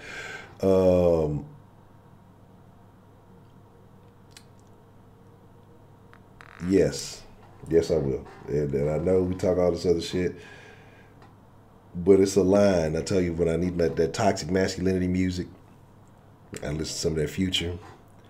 And I forgot I can't even think of what song it is. But he talk about, I'm gonna put my thumb in her butt. Yes, I will definitely. Like, I ain't finna stick it up in there. You know what I'm saying? I ain't finna dig deep, but you know, I'll stimulate. I'm not trying to penetrate, but I'll finagle. I'll finagle the bagel. But I'm hitting doggy style. Yes, I will. Yeah. But like I say, I ain't trying to get all like. Just Sarah donated $2 through Super Chat. It's Friday. I know some of you got paid today. Eyes. Appreciate the love, Just Sarah holding down. Appreciate the love, Kenneth. What's that? Another ZZ Top reference. Just got paid today. Got me a pocket full of change. So, I can't believe Miss Mitch said she don't listen to ZZ Top. That's tough. Don't worry about it.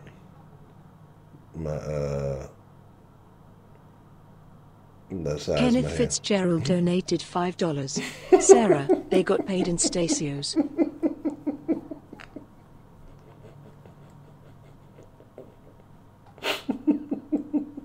Appreciate the love, Kenneth. Oh man, I'm laughing because I'm laughing at my own jokes. Is that little meme I made about Sweetberry earlier? I found that to be amusing.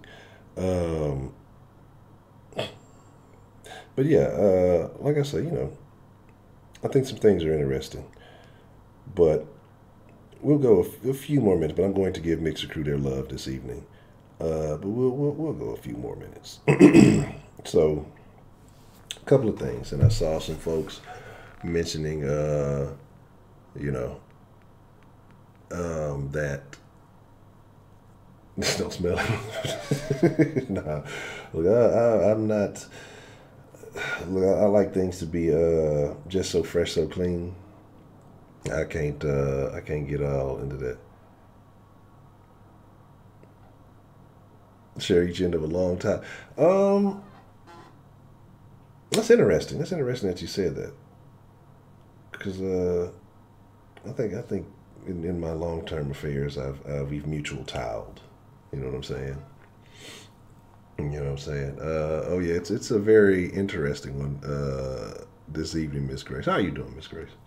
The Shelley Long, she's a profiteer. You know, that's why I question the authenticity of her statements. She up to some other stuff. But I don't know.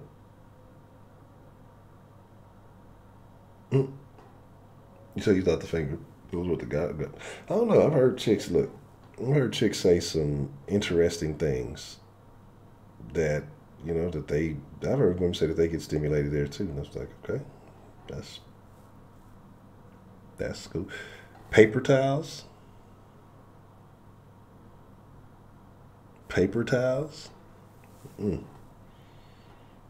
That seems scratchy. What you using Bounty, the quicker picker upper? The cruise, look, I don't know, Sweet Berry, because you know they look. If we had a Den cruise, people might be talking about us like them people on that all white cruise or whatever. And that shit went viral and everybody was capping on their Facebook page.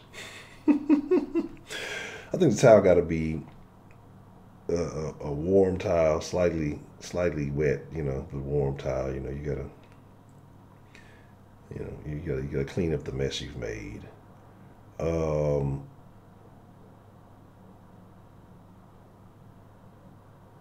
And depending on who you're dealing with, if you're dealing with a squirter, then you gotta lay a foundation. You gotta lay down like a protective barrier. You know what I'm saying?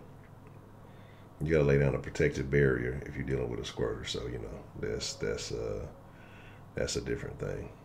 Paper, that just sounds rough. I wouldn't want to put that on myself. So I'm curious. It seemed like that would impact some sensitive areas.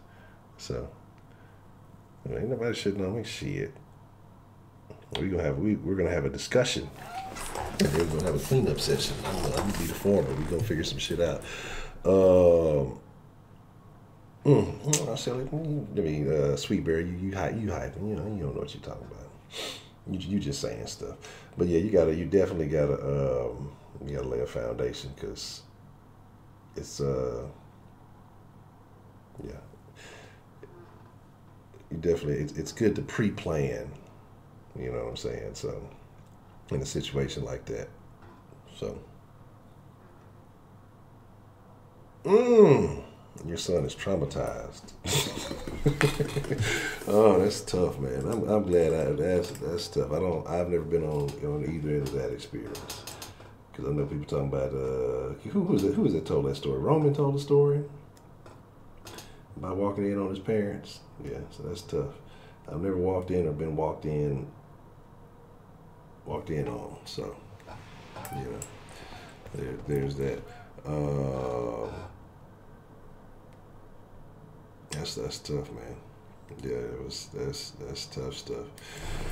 But a lot of very interesting things that were spoken tonight, and I think this was a good talking dirty after dark.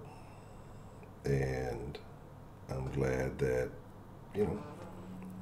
everybody, well, for the most part, everybody's able to participate. And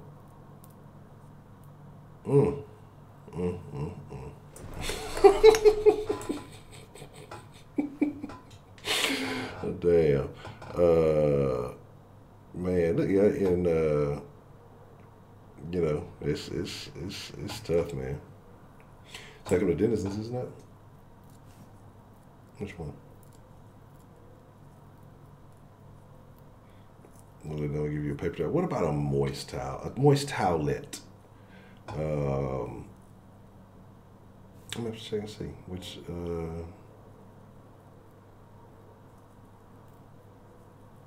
Let's check and see what's going on here. All right, Miss Brenda, appreciate you coming through. Yeah, after that, kid don't want to hear nothing you got to talk about. Can't even look you in the eye. No more life lessons after that. That's the last life lesson your kid ever learns from you. After a situation like that, that's it. You know what I'm saying? No more talking, no more nothing. You know what I'm saying? Yeah, you got to and shower prior to procreation practice. You know what I'm saying? You know what I'm saying? Yeah, please do. I don't care what you've been up to. I don't care what kind of day you had. Shower before you explore your power. You know what I'm saying? So, oh, okay. So only on the Streamlabs? Okay. I don't know why the other one isn't showing up. I don't know. Is it? And you would think it would, because it's not even showing up on here. I don't know. I gotta look and see what's going on. I gotta check on my links and stuff like that. I know I had some. I read a couple of. I don't think should have been other Den ones. I mean, but let me double check because I wasn't paying no attention. I got some domains I gotta check on because I know they're close to expiring. But here, this quirk come out of nowhere, man. Here's the thing that I've noticed about the squirt, and it may just be me, and I try to be, and like I said, I try to be, aware of the woman I'm with, and I try to be, conscious of her habits. But like I said, if it's a long-term thing, I try to be conscious of her habits, her actions, and the sensations and things. And to me, right before the squirt action, and I may be a nasty motherfucker, and it is what it is, but it seems like she gets just a little bit wetter right before, like it's like a warning, like a I wouldn't say the eye of the storm is the calm part, but it's like some pre-storms before it's finna before it's finna go off. You know what I'm saying? Like it seems like some added sensation, and then it seems like then there goes a squirt. But I ain't gonna lie, that shit there is motivational, because I'm trying to make it happen a couple times. Like, oh, okay, let me do this a few more times. Let me get a few more go rounds of this shit real quick, and then next thing you know, mess everywhere. So then you gotta deal with that after. But while I'm in it, shit, I'm trying to knock it all the way out. I'm trying to make it as big as I'm trying to start a flash flood in this motherfucker. But yeah, man. Oh man, there's a thing. We'll talk about that tomorrow. We'll definitely talk about that tomorrow, because it was an interesting video that's been floating around. And some other things that have happened. I'm not gonna ruin the. Yeah, that's exactly. It's funny that you said it, because that's what I was just looking at. That I said I'm gonna hold off on it. So it was the lawman that killed him. That ended up killing the UPS driver. Cause I know there was some other. The way that they made it seem was like the robbers killed him, and I guess that they got killed in the thing. Well, yeah, it's unfortunate that man here just minding his business, dog. But that's what I say. People out there trying to hit licks, and innocent people getting caught up in the shit for no reason, man. Working man thinking he gonna go home to his family at the end of the day, just doing his business, and fucking, it is what it is. I agree. Oh yeah, you definitely have to. You got to shower. I don't know. Somebody was like that man Musk. I've heard women say some very interesting things. Just get it in the shower before, get it in the middle, and then after. Good night, Miss Misty. Appreciate you coming through. But here's the deal. I'm gonna get ready to wind it down, man. I fucks with y'all, but I did make a promise to the Mixer crew. Even though most of them probably tapped out on me. We gonna slide, and we'll be back at it tomorrow, 10 o'clock on time. I believe. I'll try. I don't know what's been going on with the YouTube thing, because they try to force you to use the new live shit, and then the new live shit ain't been fucking working the last couple of days, and now it's fucking. I've been having to use the old way. I like the old way better anyway, but it is what it is. But yeah, that's a crazy situation. That's extremely unfortunate, man. And and here's but you want to know you want to know what the cold-blooded part about it is. Y'all want to know what the most cold, like, and people should fucking.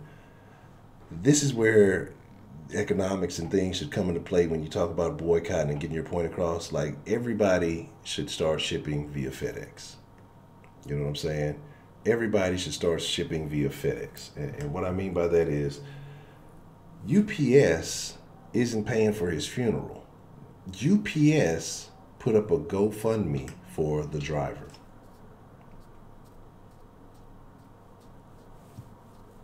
What kind of bullshit is that?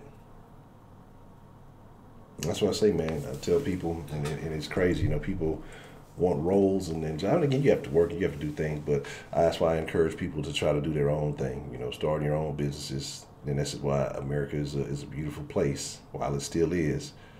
Take advantage of your situations. Take advantage of your,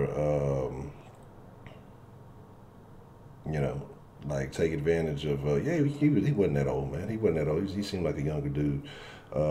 Take advantage of the opportunities you have to start your own business, have your own side hustles, and look out for you, man. Like, that's the crazy shit. That's the crazy shit. UPS, this is the holiday season. You making more money than a little bit this time of year. You can't cover this man's funeral. If I was FedEx, I'd be doing a super hiring spree. I'd hire all current UPS workers, and I'd fucking I'd fucking hire all UPS workers with some added benefits or some shit. Like, this would be the time that I wouldn't say, I mean, you don't want to capitalize on the shit, but as far as I always have better, it almost seems like I have better experiences with damn FedEx than I do with UPS. UPS always got my shit be getting delivered late. FedEx, my shit be coming early. Like, it's supposed to be coming in 2 days, it be popping up a day ahead, 2 days ahead. Every time I got some UPS shit, it's supposed to be on that day. Oh, well, it's a little delay. It'll be there is tomorrow. You know what I'm saying? So, wow. You would use somebody else. Wow, that's crazy, man. Damn. Now look, football is a different thing, you know. See, what had happened was that's tough, man. 27 years old, you ain't even started living life, though. That's crazy. Yeah, I heard about that too. Like, so it was a wild last couple of days, man. Just it's some unfortunate stuff. Like I say, it was a Saudi national or something like that. You know, UPS or USPS. Yeah, postal service be all right. I usually don't have problems with that. But that's crazy because, like, when you said that was what was on my phone right there.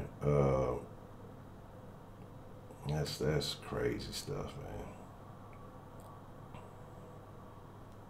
man. That's a very unfortunate situation, man.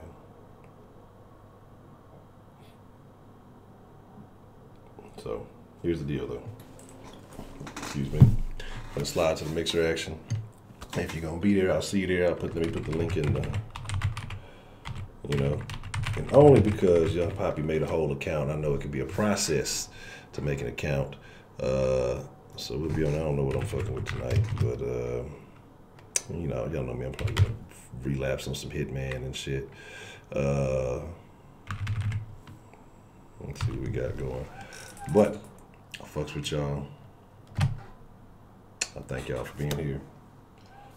Y'all are the greatest. It is my honor. It is a privilege. And most of all, it is a pleasure to get to chop it up with you guys each and every night. Tonight was a wonderful combination. Shout out to everybody who called. Shout out to everybody who texted. Shout out to everybody who participated in the chat. It was just, it was a beautiful thing, man. It was a beautiful thing. So, with that being said, until tomorrow night, dead at 10, hopefully 10 and not 10:15. Make sure you're following Ed Honcho HTX on Instagram and Twitter. That's where all the updates for the Den stuff comes in. Make sure you go to Den Show Live on Facebook, like the Facebook page, join the Facebook group. Most of us, or a lot of us, are in there throughout the day, posting all kind of news and nonsense and just enjoyable conversation. That chick that looks like it's Pat with the fucking 4 baby daddies or whatever. Well, there's one kid's dude. She's like a polyamorous with 4 dudes, like, and they share her. They rotate every night. But my thing is, that's probably the closest them dudes ever gonna get some pussy in life anyway. That's the power of the pussy right there. One chick that looks like a questionable old, what was his Pat, like in the 90s, early 90s? Or late 90s, early 2000s. I think he used to be an SNL character. She looks just like it's Pat. And she got 4 dudes. So some of y'all ladies out there struggling to get you one man, I don't know what they say about you. They all 4 of them. They but trust me, they desperate. That's the only action they will ever get, man. But that being said, y'all be cool like y'all be cool. I appreciate y'all, man. Y'all have a good one. Y'all ain't got to go home. Y'all are welcome to slide to the mixer. I'm gonna be there in about 5 minutes or so. I'll be on the mixer, maybe 10 at the most. But with that being said, I'm out.